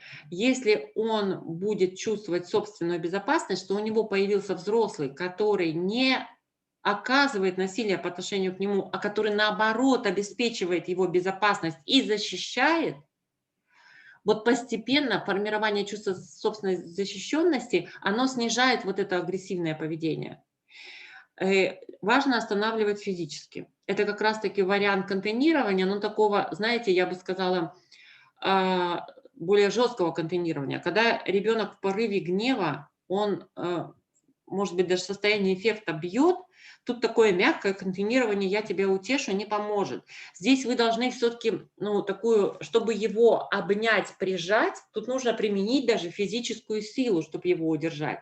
Но это важно. Важно его удержать, он будет выворачиваться, а вы пытаетесь удержать и говорите, что вы понимаете, что с ним происходит. Конечно, останавливать эту агрессию необходимо просто. Важна защита своих границ значимым взрослым, тогда может уйти боевая стойка, да, то есть вот эта боевая стойка, ну, образно говоря, вот этот ребенок-агрессор, он постоянно как бы находится вот в такой стойке, да, он постоянно ждет откуда-то тычка. И чтобы это ушла, да, боевая стойка, здесь нужна защита его границ. И защита это появляется только тогда, когда появляется значимый взрослый. Вот взрослый, который может обеспечить безопасность и защиту его личных границ, защиту его личной неприкосновенности, вот тогда может уже уходить боевая стойка. Бывает, знаете, как ребенок демонстрирует две модели поведения, совмещает. Поведение жертвы и поведение агрессора. Например, если он видит, что перед ним сильный человек, он будет демонстрировать поведение жертвы. Если перед ним слабый, он будет демонстрировать поведение агрессора. Что еще важно при жестоком обращении помнить? О том, что ну, то, что происходит с ребенком, то проявление поведения, это не специально. Это заложено в его программу уже. И заложено не по его вине. Он рос в такой семье. И он ничего с собой не может сделать. Здесь просто разговоры не помогут. Почему я говорю, здесь нужна реабилитация, здесь нужна такая хорошая терапия. И если вы понимаете причину, да, то есть вы по-другому относитесь к его поведению, вы уже сами, возможно, без агрессии относитесь к его поведению, и вы будете уже искать инструменты, которые вам помогут. Но опять вернусь ко вчерашнему разговору. Для этого важно знать личное дело ребенка, его историю. Не всегда в истории написано, что происходило с ребенком. Ну, не всегда, да. Я сейчас приведу пример, но он может больше не к жестокому обращению. Вообще у нас был мальчик, мы не могли понять, что с ним происходит. Ну, закрытый. Перевели его с социально-реабилитационного центра, очень закрытый.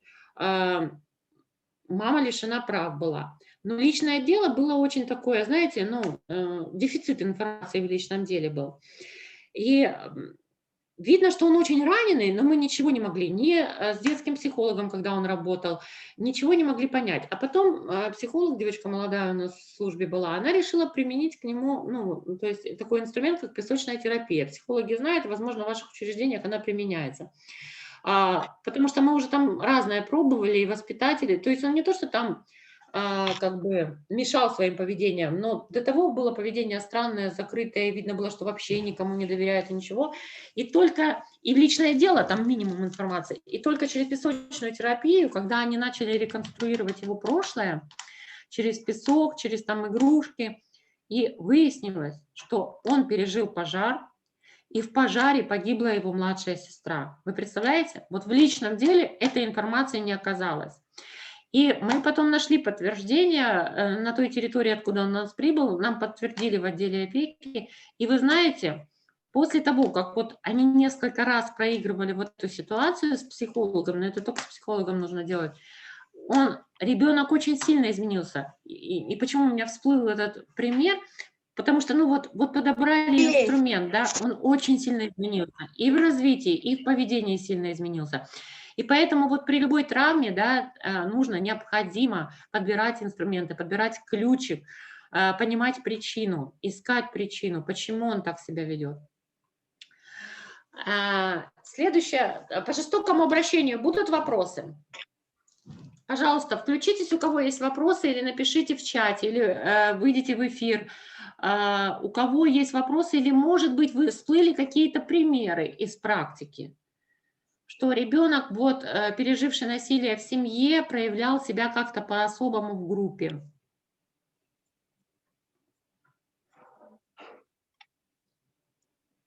Будем благодарны за примеры, за кейсы ваши интересные.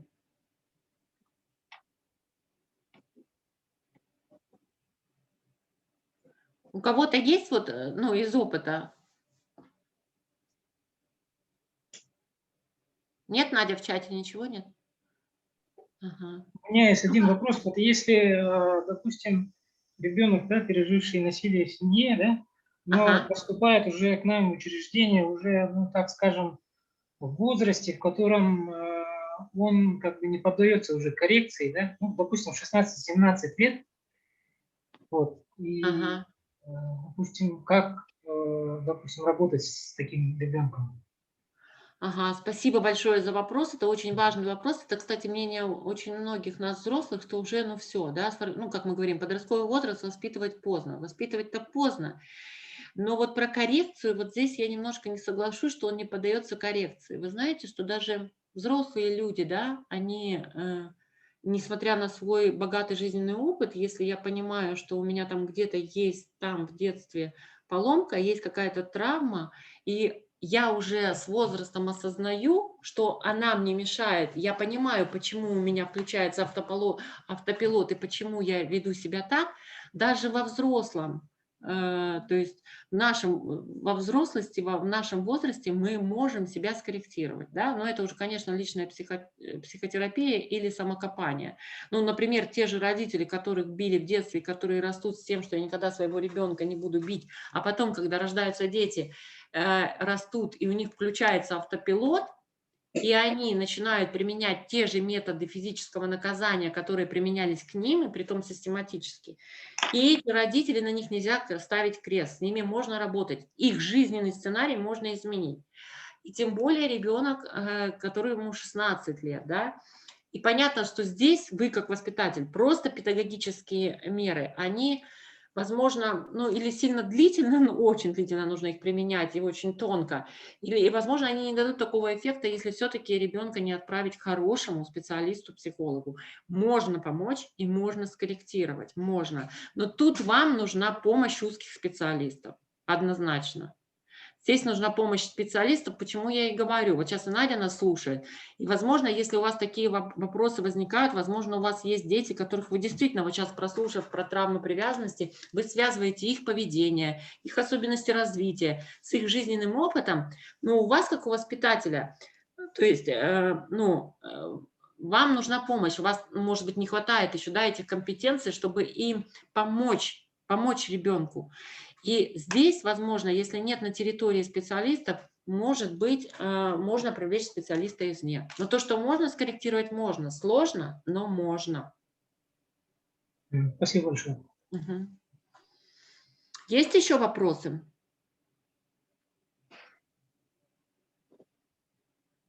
Я вообще сразу скажу, забегая наперед, пока может кто-то вопрос. Травма привязанности – это не приговор.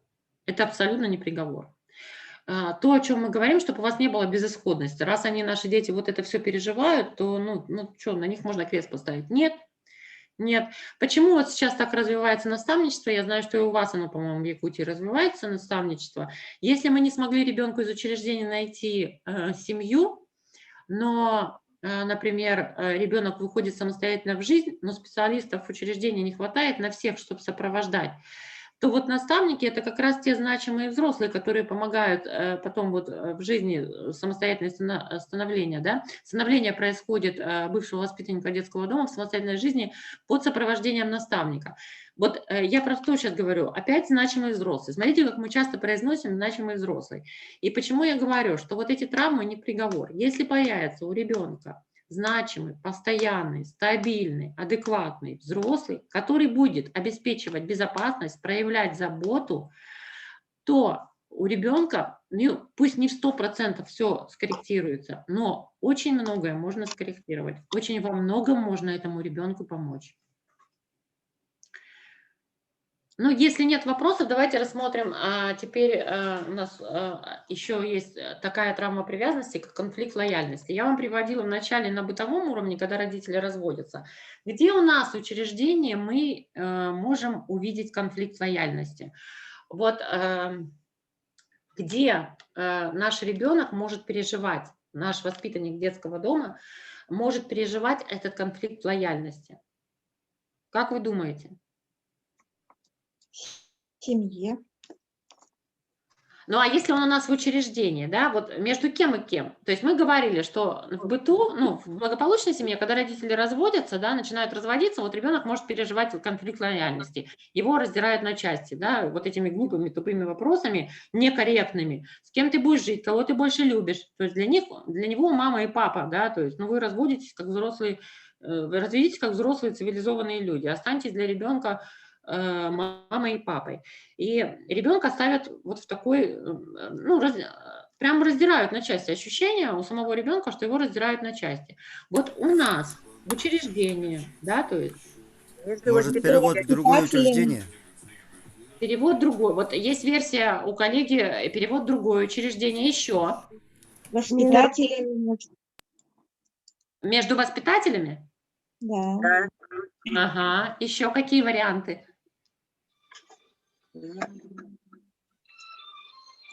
Смотрите, самый яркий конфликт школа, ага, спасибо. Но смотрите, все-таки конфликт лояльности – это когда значимые взрослые. Мы про значимых взрослых. И вот здесь вот, ну, дай бог, чтобы в школе нашелся кто-то значимый для ребенка. Это здорово, если там в школе есть учитель, хотя бы один учитель, который понимает ребенка, и будет такой значимый взрослый наставник. Чаще всего в учреждение конфликт лояльности попадает ребенок в конфликт лояльности. Это когда отношения между учреждением и кровной семьей. Понимаете, да? То есть, когда ребенок попадает в учреждение, и мы, например, вообще не хотим говорить о его кровной истории с ним, или говорим в негативном ключе. Ну, из своего опыта скажу, когда я только вот пришла в конце 90-х работать, я слышала тогда, сейчас я такого вот в учреждении уже как бы не слышала таких жалоб, но поначалу, когда я пришла работать, хотя я не обладала теми знаниями, которыми я обладаю сейчас, просто на уровне интуиции мне казалось, что это ну просто ужасно так говорить ребенку, когда я слышала, например, как другой воспитатель ребенку говорил, подростку, девочке, да ты, как твоя мать, будешь валяться в канаве, грязная, голодная и пьяная. Или как твоя мать, ты будешь шалавой. Вот эти фразы в адрес кровных родителей, я правда, ну, то есть я слышала от воспитателей, особенно так, ну, вот такой старой закалки, на эмоциях, конечно, во время конфликта с ребенком. Это может быть замечательный воспитатель, но на эмоциях во время конфликта вот эти фразы неслись. И вот тем самым, когда мы плохо говорим, не хотим говорить о родителях, мы ставим в конфликт лояльности ребенка, помещаем его туда, его разрывает на части. Вот здесь он вроде встретил хорошего воспитателя, которому начал доверять, да, но который вот так относится к его кровным родителям, к его вообще кровной истории. Даже если родители не живы, даже если у этого ребенка нет живых родителей, но к самой истории мы вот так негативно относимся, то ребенок вот как раз-таки его разрывает на части. Тут нужно представлять картинку. Хотела изобразить, я забыла. Вот два моста. Мы обычно, я там, когда очно, я прям рисую на флипчарте вот мост и два столпа, которые держат этот мост. Да? Вот с одной стороны вы, а с другой стороны кровная история. И вот этот мост устойчивый, если оба вот этих два столпа, они устойчивые. И тогда ребенок, понимаете, он по этому мосту передвигается устойчиво. А если у нас вот у ребенка такой раздрайв, вот тем самым мы портим отношения с ребенком, он меньше доверяет нам, потому что он так говорит о его кровной истории. Какая бы она ни была, она кровная история. Но давайте вспомним. У нас много присутствует женщин на семинаре женского пола, и поэтому приведу пример на женщинах. Смотрите, когда вы где-то в компании подруг начинаете осуждать своего мужа, то есть вы, ну, что-то говорите там, да, к примеру, я не говорю, что это обязательно, ну, некоторые бывают, могут. И когда я сама говорю что-то, да, о своем муже плохо, это нормально. Но если моя подруга начнет говорить о моем муже плохо, вспомните наши отношения к этому. То есть я сама могу выражать чувства и негативные. Кто-то по отношению к моему объекту привязанности, Ну, нам становится больно, это минимум как больно, да, а то мы можем и агрессировать по этому поводу. Здесь то же самое. Ребенок сам может осуждать родителей и может говорить, высказывать свои чувства по отношению к родителям. Не всегда же они, их иногда просто разносят. Сегодня он родителя, который пил, любит, завтра он его осуждает и говорит там самыми последними словами. Даже вот, ну, в детском доме такое бывает, услышишь. Но по отношению к его родителям, когда негативно высказываются в негативном ключе другие, для него это очень больно. Я не говорю, что нужно что-то придумывать и хвалить их. Ну, по крайней мере, выбирать язык, которым мы об этом говорим, мы обязаны, мы взрослые, ответственность на нас. Вообще про историю, про конфликт лояльности хорошо тоже на примере приемной семьи. Когда мы туда ребенка устраиваем, то мы на школе приемных родителей специалисты всегда готовят, и мы своим говорили всегда о том, вот у нас целый блок, там тема целая, это отношение к кровной истории ребенка. Мы прям учим этому отношению, чтобы вот, ну как бы на опережение сработать, чтобы не поставили в приемной семье ребенка в этот конфликт лояльности. Но, к сожалению, мы взрослые и не всегда терпеливые, и на эмоциях можем сказать, и зачастую тоже приемные родители ревностно относятся, если ребенок хорошо отзывается о кровной семье. Иногда ребенок там может в приемной семье сочинять, что у него тоже там... А у меня тоже у папы была машина, хотя там приемные родители знают его историю, что там ничего не было. И начинают, то есть, ну вот, агрессировать. И, ну, вот у него так срабатывают защитные механизмы. Я не говорю, что там нужно с ним вместе обманываться, но, по крайней мере, ну, так остро не высказываться по этому поводу, это важно. А тем более негативно. Твоя мама валяется в канаве, и ты будешь такая же. Вот это очень яркий конфликт лояльности, который происходит с нашей категорией детей. Еще одна травма привязанности – это травма казенного дома. По конфликту лояльности, кстати, я забыла, есть вопросы по конфликту лояльности? Но здесь понятно, что делать, я даже, ну, как бы отдельно выделять не стала, здесь понятно, что делать. Здесь наша работа с самим собой, чтобы принять ребенку кровную историю ребенка, чтобы, если мы говорим с ребенком, говорим на каком-то позитивном языке, не выражаемся негативно в адрес его родителей, не говорим, что он повторит судьбу своих родителей, в негативном ключе, конечно. В любом родителе, даже в самом, ну, я не знаю, там, наркоман, алкогольная зависимость, все равно есть хорошее. Мама, которая, возможно, часто его оставляла с соседями, с подругами, не оказывала необходимый уход, не удовлетворяла, как положено родителю, базовые потребности, в ней тоже, наверное, что-то было хорошее. Поэтому тут иногда вот говоришь, специалисты говорят, ну а что там сказать хорошего, если он начинает расспрашивать. Ну, важно, то есть все равно, там, может быть, эта мама там вкусно пекла блины, к примеру, да, или там папа читал сказки, и ребенок об этом помнит. Поэтому здесь важно вот как раз-таки подчеркнуть положительное, потому что, ну, это важно. То, что ребенок у нас из учреждения выйдет с каким-то наследством, в том числе с наследством кровной истории. Если он будет слышать только то, что его мама валялась в канаве, а тем более, если он давно в учреждении и там не так хорошо, все хорошо помнит, а взрослый, значимый теперь взрослый для него, воспитатель будет транслировать, что о маме только плохое, то в его чемодан с наследством ляжет это. И таким образом мы точно подтолкнем его повторить судьбу мамы. Вот если мы только это ему вытаскиваем. Мы ему прям жизненный сценарий это вкладываем, понимаете? Жизненный сценарий – это вообще отдельная большая тема, и мы, получается, своими фразами, не думая, когда говорим, нам кажется, мы говорим правду и предотвращаем ребенка от этого, а мы, наоборот, его подталкиваем к тому, чтобы он повторил модель поведения мамы и жизненный сценарий мамы. Поэтому как можно больше хорошего вытаскивать и как можно больше вообще читать по этому поводу литературы, чтобы самому, да, научиться говорить о кровной истории в позитивном ключе. Тоже есть такая хорошая книга «Дитя двух семей». Много литературы сейчас, кстати, по этому поводу. Есть такая хорошая книга «Дитя двух семей», где как раз-таки вот и говорится о том, что как разговаривать с ребенком о его кровной истории. Есть книга, она, кстати, у меня тоже в электронном виде есть, я обязательно вам скину, как рассказать усыновленному ребенку правду, вроде она нам, да, это для приемных родителей, но там есть прям фразы. Если, например, вот специалисты спрашивают, у ребенка там отец убийца, да, сидит за убийство, мать там тоже очень неблагополучная, как говорить на позитивном языке о такой кровной истории. Там в этой книге есть прям примеры, как можно разговаривать с ребенком, когда вот такая прям тяжелейшая у него жизненная история, тяжелейшая кровная вот эта история биологических родителей. И там, ну, эта книга точно будет вам в помощь, если вас эта тема заинтересует, и если вы с этим сталкиваетесь и испытываете трудности.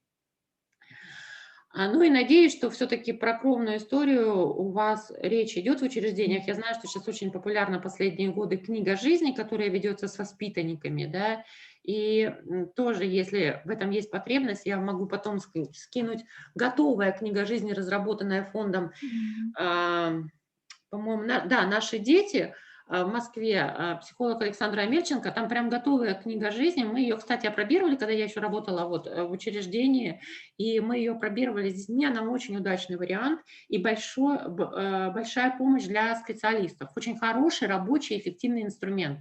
Там про прошлое ребенка, про настоящее и про будущее. Отзовитесь, пожалуйста, хотя бы пару коллег. У вас ведется книга жизни у ребенка в учреждениях или вы ее не применяете?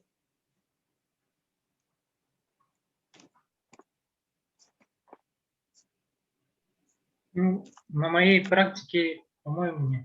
Но я только год работаю, поэтому... Хорошо, спасибо, Дмитрий.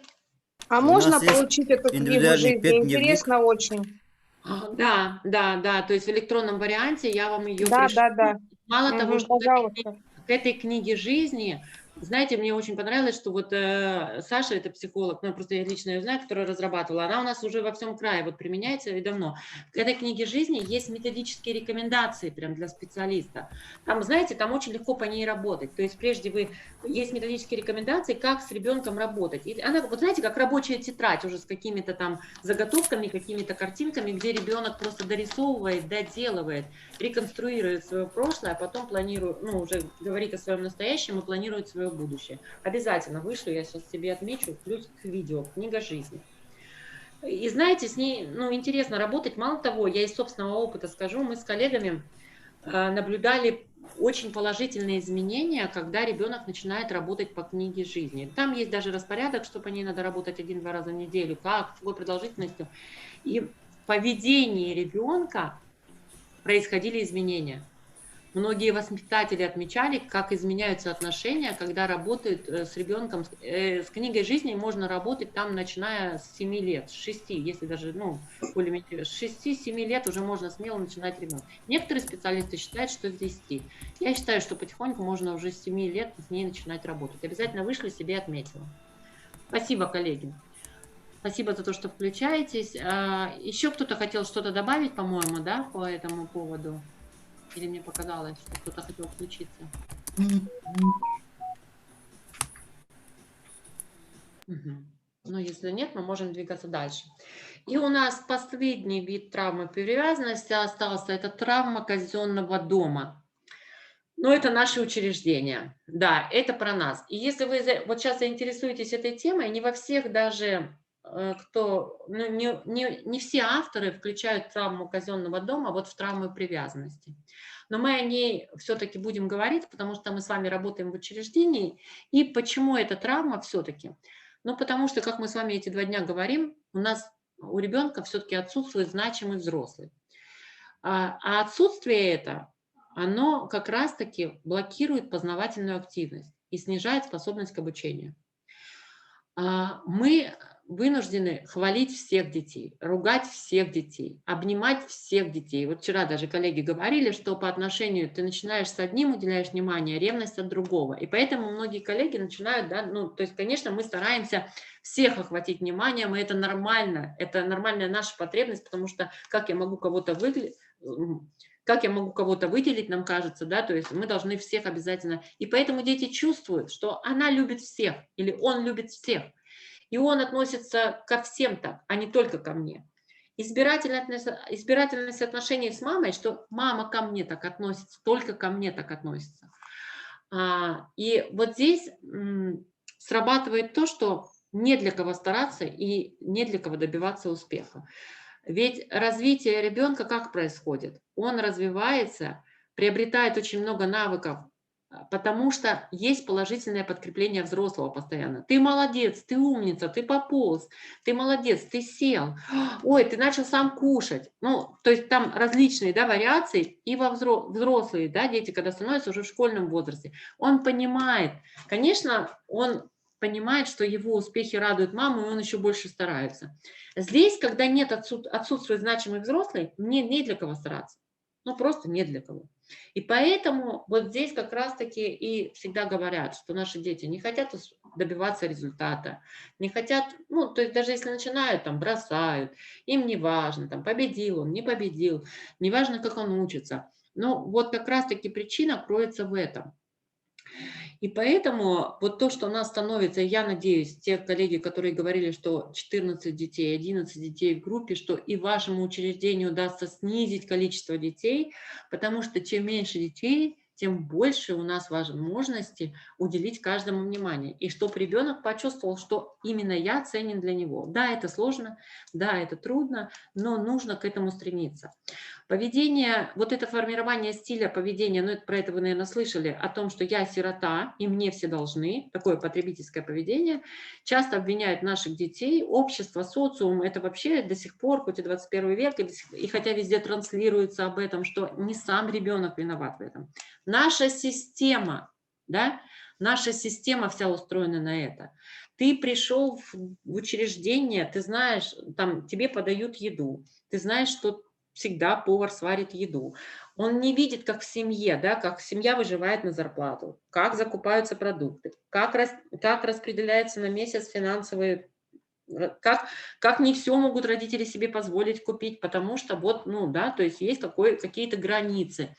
То есть здесь, смотрите, но сейчас, слава богу, стало уже не модно задаривать подарками детские дома, да, а чуть раньше, я не знаю, как у вас, но просто наши дети от подарков на Новый год, на День защиты детей, это было, ну это просто вот вау, да?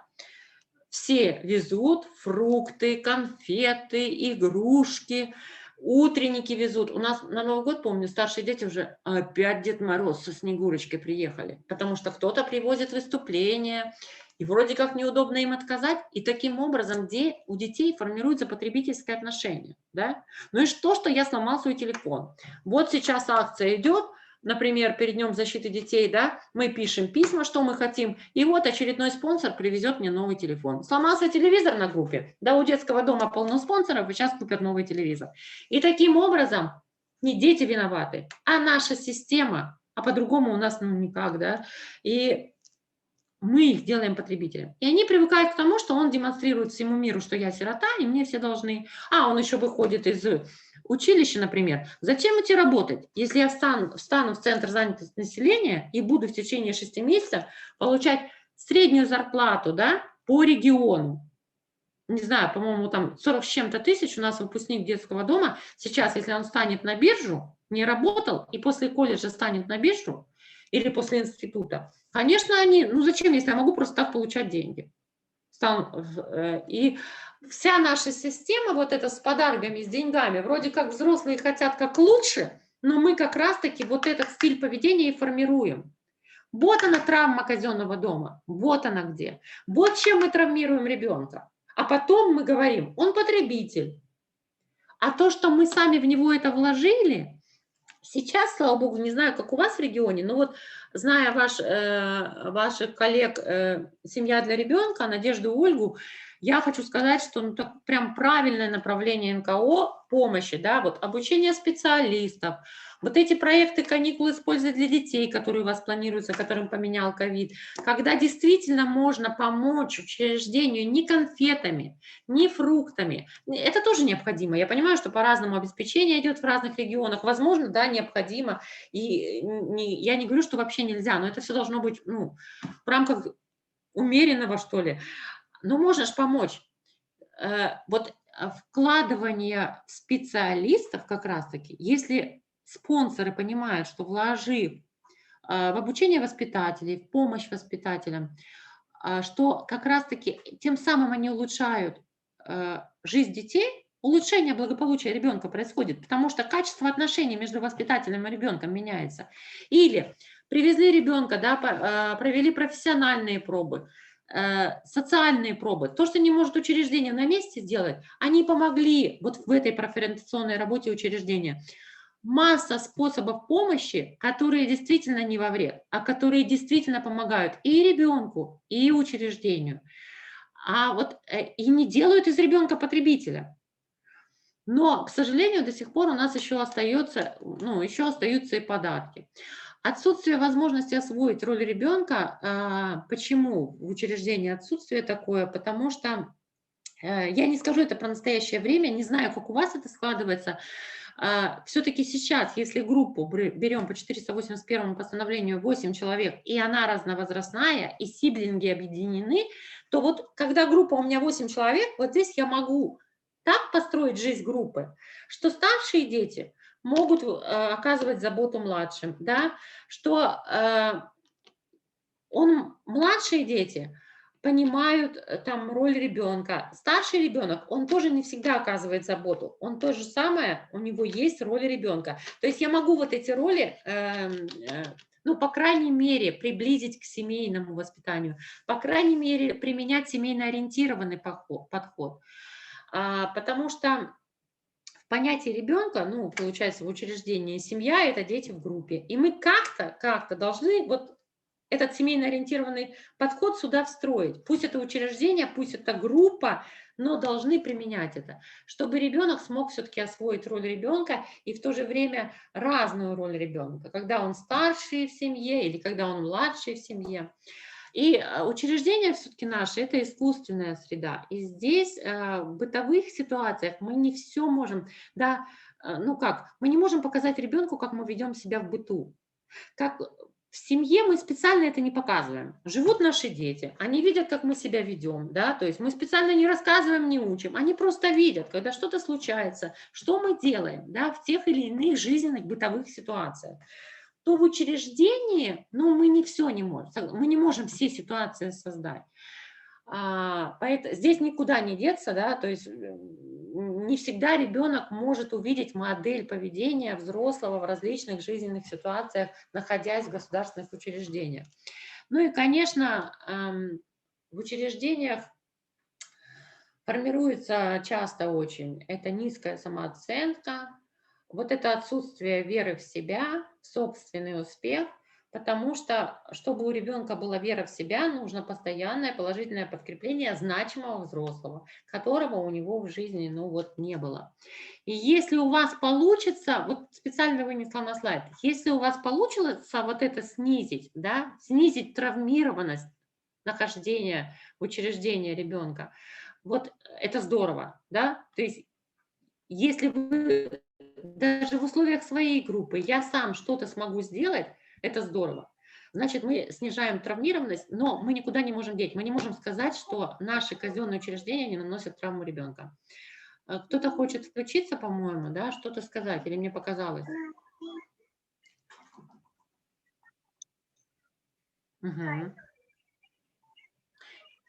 Есть вопросы по этому поводу? Вот именно поспорьте со мной. Поспорьте, что несмотря на то, что я проработала и очень любила свою работу, и сейчас люблю и обожаю специалистов из учреждений, потому что через это все прошла, поспорьте со мной, что мы не наносим им травму. Я готова, честно, я готова выслушать вас, выскажите свое мнение. Потому что очень часто мнение, что, конечно, мы так стараемся, мы все делаем, но какая здесь травма, да? То есть ребенок обеспечен всем. Но нет самого главного, ключевого, то, что работает в программе привязанности, это значимого взрослого. Никто не хочет сказать ничего. Но опять же, это же не значит, что мы должны, вот мы такие плохие, мы работаем в учреждении, которые наносят травму ребенка. Нет, мы здесь это разбираем для того, чтобы это снизить. эти последствия этой травмы снизить, а это точно в наших силах. Тем более я вижу по включению коллег, которые общаются, я вижу, что коллеги неравнодушные, те, кто включается, выдают обратную связь. Я вижу, что коллеги, ну, то есть они даже вот сейчас на теме сегодня, вчера, они думают про детей, они вспоминают детей, вспоминают их жизненный опыт и, то есть, соотносят то, о чем мы говорим, и с теми детьми, которые находятся у них в группе. Да?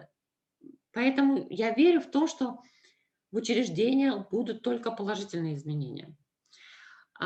Смотрите, какие вообще выводы мы можем сделать из всей сегодняшней темы травмы привязанности. Понимание нами, да, всеми, кто работает в кризисном детстве, что такое травма привязанности, ее последствия, таким образом мы минимизируем, да, для ребенка последствия, помогаем ему или вовсе можем дать возможность избежать их. Травма привязанности практически не поддается компенсации в условиях учреждения. Таково мнение специалистов, но что-то создать терапию средой, которая, вот следующая наша тема, которую мы сегодня, к сожалению, уже не успеваем, создать вот эту среду, которая будет помогать снижать эту травмированность, мы можем.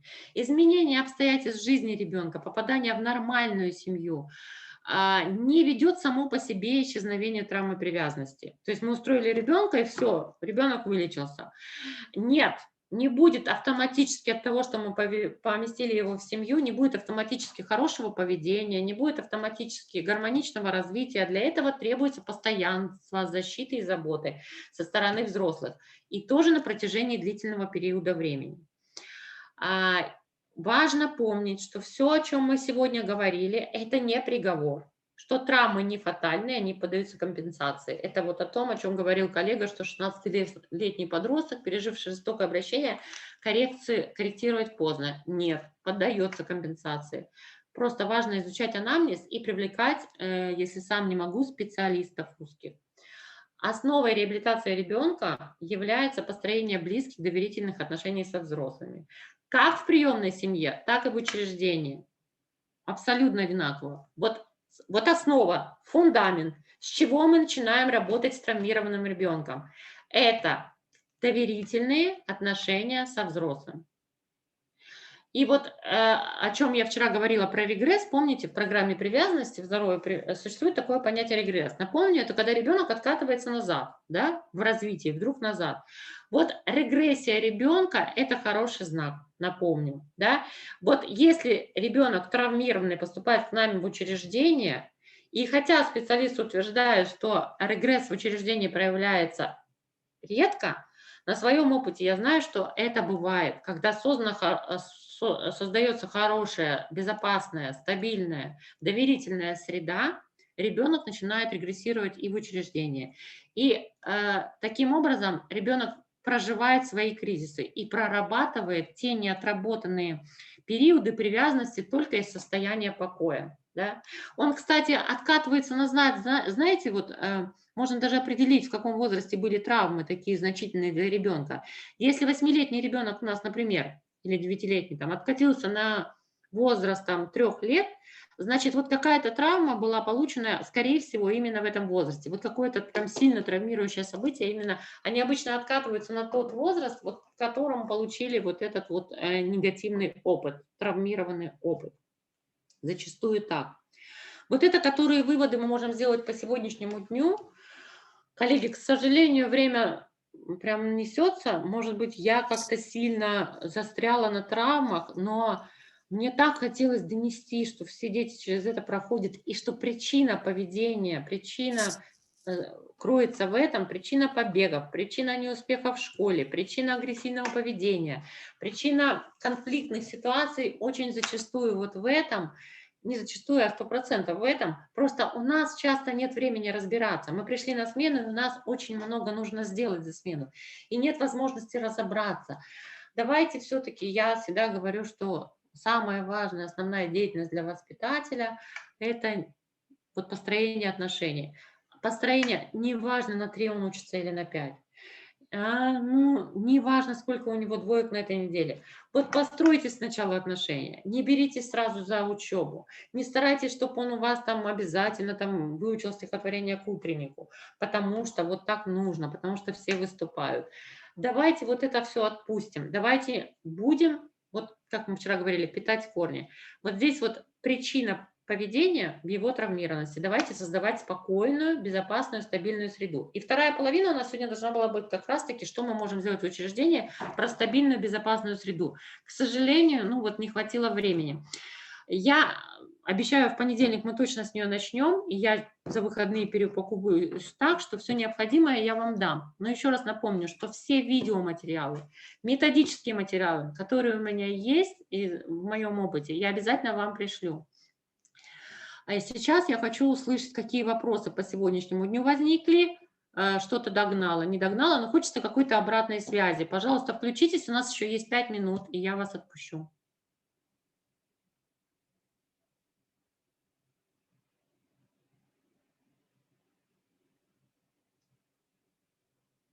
Коллеги. Хотелось бы сказать по поводу родителей, да, воспитанников. Сейчас наши воспитанники, у большинства детей есть свои телефоны, и они каждый день вот разговаривают с ними. Это и здорово. родители, да, отправляют, пополняют балансы. Ну, вот, да, бывают, когда вот дети говорят, что у них вот отец опять вот взялся за старое, опять напился. Ну вот, они тоже У вот кого-то телефон звучит, он мешает. Да, не телефон, вот этот сын включает вот эту музыку, всё вот, ясно. поэтому я сегодня вот с микрофоном не работаю. Ну, бывают такие, да, дети, у которых нет родителей, но вот они завидуют, бывает завидуют, когда вот у соседа, да, допустим, какого-то ребенка отправляют вот отец, мать, какие-нибудь подарки, презенты, а у них некому бывает отправлять. меня всё. Полностью с вами соглашусь. Мы когда работали с программой наставников, внедряли наставничество, мы как раз-таки подбирали детей, у которых вот нет родственников. То есть мы подбирали наставников детям, у которых нет родственников, у которых нет связи с родственниками, потому что как бы мы ни старались, конечно, ребенок, у которого есть родственники, которые передают какие-то подарки, конечно, ему обидно, да, то есть ему обидно от того, что у него-то этих вот взрослых значимых нету. И с коллегой полностью соглашусь, здесь, конечно, нужно вот искать какие-то варианты, возможно, наставника ребенку подобрать, если это ребенок подросткового возраста. Возможно, знаете как, были случаи такие, что мы находили родственников, которые даже не знали, что ребенок, он даже, родственник мог жить в другом регионе, у меня несколько случаев такое было, что мы через соцсети находили родственников ребенку. У нас, помню, соцпедагог даже в Одноклассниках искали родственников ребенка, ну вот проникаешься тоже, что у ребенка, поступает ребенок, никого не может быть, чтобы никого не было. И мы начинали искать, и находились, пусть эти родственники в другом регионе, они, оказывается, даже не знали, ну там, например, у брата сестра и сестры разорвались отношения из-за того, что там вот сестра пошла по наклонной, а брат живет благополучной жизнью. Он даже не знал, что ребенок находится в детском доме. И я как пример привожу. И сам был рад этому контакту. Возможно, у него нет возможности взять под опеку этого ребенка, но то, что уже есть с кем поговорить, есть тому, кто там пришлет письмо или наберет тебя по телефону, это ж уже здорово. Поэтому здесь нужно вот с этими детьми, у которых никого нет, возможно, поработать, возможно, поискать родственников, возможно, если действительно там никого благополучного в окружении нет, чтобы это общение, ну, как бы было такое продуктивным и конструктивным, возможно, подыскать наставника, какого-то волонтера, который не будет приносить подарки, а который будет тем самым оказывать помощь одному ребенку, не всему детскому дому или не всей группе, а будет одному ребенку оказывать помощь, просто общаться, просто разговаривать, но он должен быть постоянный. Вот что важно, не должен быть этот взрослый сегодня один, завтра другой. Вот эти волонтеры, которые сегодня один приходит, помогает этому ребенку, завтра другой, это не есть хорошо. Детям с нарушением привязанности не нужна частая смена взрослых. Почему сейчас много говорят не пускать волонтеров, которые вот просто там привозят подарки, просто привозят концерты. Есть такое мнение, что вообще их прекратить пускать, но это тоже мы кидаемся уже в крайности. Но здесь что важно? Волонтеры тоже могут быть, но желательно, чтобы они были постоянные. Помним, что для детей, у которых не сформирована надежная здоровая привязанность, у которых есть травмы привязанности, для них важны постоянные взрослые. Не должно быть вот этой смены картинок взрослых постоянно перед глазами. Спасибо за ваш отклик. Кто-то еще хочет сказать?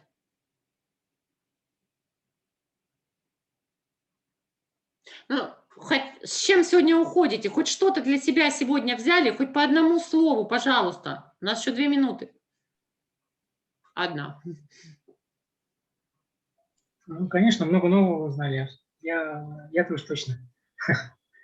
Ага, Дмитрий, спасибо. Жду продолжения, как вот, ну, вы уже озвучили, да?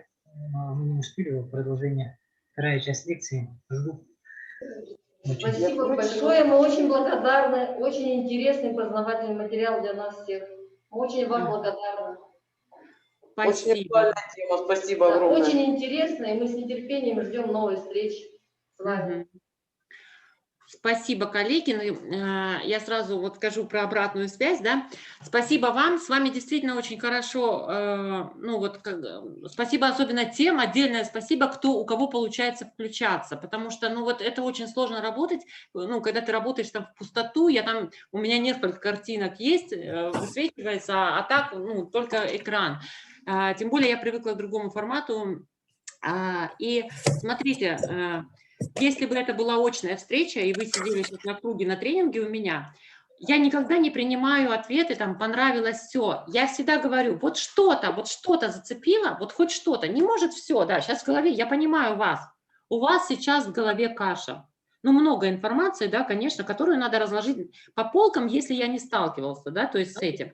Мне нужно разложить по полкам. Проще тому, кто это уже знал, и сейчас просто вот, ну, как бы на тот фундамент уже вот, ну, что-то для себя новое. Может быть, и знает, но какие-то, может, фишки новые раскрывает для себя. В голове каша, но всегда что-то цепляет, что-то, ну, вот что-то запоминается. Поэтому я сразу скажу, что в понедельник для меня важно не просто вот как бы выдать вам материал, тем более это вот в такой форме дистанционной, для меня важно, чтобы вы начали применять. Поэтому, чтобы для вас не было сюрпризом в понедельник, после окончания нашей встречи, мы с Надеждой вам будем давать домашнее задание. Домашнее задание.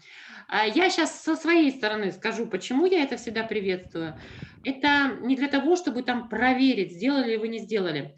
Я сама обучаю, я постоянно учусь, да, повышаю квалификацию. Когда нам дают на каких-то вот курсах повышения, семинарах домашнее задание, тем самым, бывает же такое, да, вот семинар закончился, все интересно, а потом ты вот ушел опять в работу полностью, и применять тебе некогда эти знания. Ну, чаще всего так, потому что мы загружены все работой. А если у меня есть домашнее задание, волей-неволей, а домашнее задание будет практикоориентированное, да, то есть вам придется применить там на работе со своими детьми, волей-неволей я найду время, чтобы, ну, вот эти знания, которые я получила, попробовать применять. То есть еще раз скажу, домашнее задание не на оценку, а домашнее задание на то, что вы прослушали, практического применения этому в своей повседневной работе. Надя хочет что-то добавить, да? Нет? Мне показалось? Нет, ну я просто согласна с вами. Ага. Спасибо, Надежда, да. Поэтому это что для вас совсем не было сюрпризом. В понедельник мы еще вам готовим домашнее задание, которое вы будете выполнять. Но, кстати, домашнее задание – это еще и повод потом обсудить какие-то сложные случаи из вашей практики. Окей? Ага, спасибо большое. Угу. Вот как раз я вот 2 год работаю, 2 года работаю, пошел 3-й год. Республиканская коррекционная специальная школа-интернат города Якутска для детей-сирот. И вот как раз узнала очень много нового, именно практические знания. И вот в ходе семинара я даже вот некоторые моменты узнала своих воспитанников. Вот они как раз животным они, конечно, бывали такие случаи, что девочка там наша свой обед даже тоже прятала, собачек кормила, вот такие тоже, колбасу, например. Ну да, животные их не предавали, а опыт предательства взрослых у них в опыте у всех есть, поэтому вот они такие. Спасибо, коллеги, спасибо. Кто-то еще хочет сказать? Ну да, я бы хотела сказать. Верхневилюйск. Ага. Слышно вас, слышно. Здравствуйте. Это вот такие семинары дают задуматься нам самим. Мы же не идеальны, много ошибок совершаем, и вот эти семинары не только в нашей работе помогают, но еще и дома, в воспитании наших внуков. Полезно и даже иногда грустно. Спасибо за вашу обратную связь. Я сейчас обязательно об этом скажу. Вот смотрите, вот коллега сейчас очень правильно сказала. Очень часто, когда работаешь со специалистами, и особенно, когда поднимаешь тему травмы привязанности, эта тема очень сильно откликается у нас. Она попадает на наши болевые точки. Мы с вами все не идеальные. У нас у всех разный жизненный опыт. И нет идеальных людей, у которых было бы все здорово и хорошо. И вот даже, я про себя могу сказать, каждый раз, я уже столько раз эту тему привязанности давала, и каждый раз она все равно где-то откликается. Да? Эта тема довольно-таки болезненная. Во-первых, что я хочу сказать, чтобы вы себе не ставили приговор. Я там где-то у себя нашла ошибки, я плохая мать. Я сейчас про своих детей, когда то есть я не только для работы, а я нашла для себя что-то. Нет, вы успешные родители, вы успешные воспитатели, соцпедагоги и психологи, это точно. Нас идеальных нет. Но мы же выросли с вами. Вот хотя мы находим, что у нас там в детстве что-то было в нашем жизненном сценарии, в нашем жизненном опыте, мы же с вами выросли. Все нормально. Ничего не случилось, поэтому есть возможность, обладая этими знаниями, где-то скорректироваться, да, это здорово, это хорошо, окей, но крест на себе, что вот так я плохо поступала, и такое, знаете, разрушительное чувство вины включать ни в коем случае нельзя. Еще сразу хочу сказать, что сегодня тема сложная, и я очень прошу вас, если вы чувствуете, что какой-то дискомфорт, что где-то по болевым точкам она вас ударила. Вообще, вот после этой темы всегда рекомендуем, мы когда ведем тренинги, мы всегда с коллегами рекомендуем позаботиться о себе. Что это значит? Тем более сегодня пятница, у кого завтра выходной. Пожалуйста, сделайте что-нибудь приятное лично для себя, не для детей, не для мужа, не для родителей, лично для себя. Что вас радует? От чего вы получаете кайф?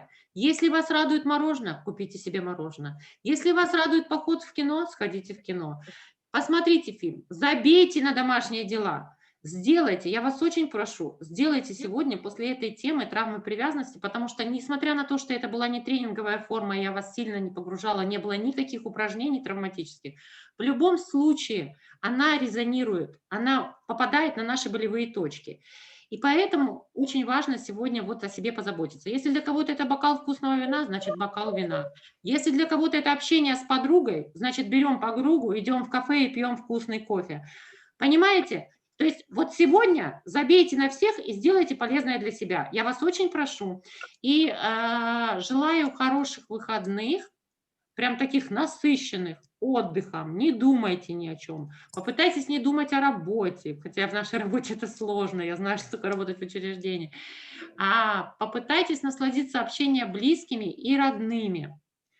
Ну, действительно, тема сложная. И я понимаю, что сейчас не все довольно-таки в хорошем эмоциональном состоянии отсюда уйдут, несмотря на то, что это была чистой воды лекция практически. Угу. А есть ли кто-то еще, кто хочет сказать?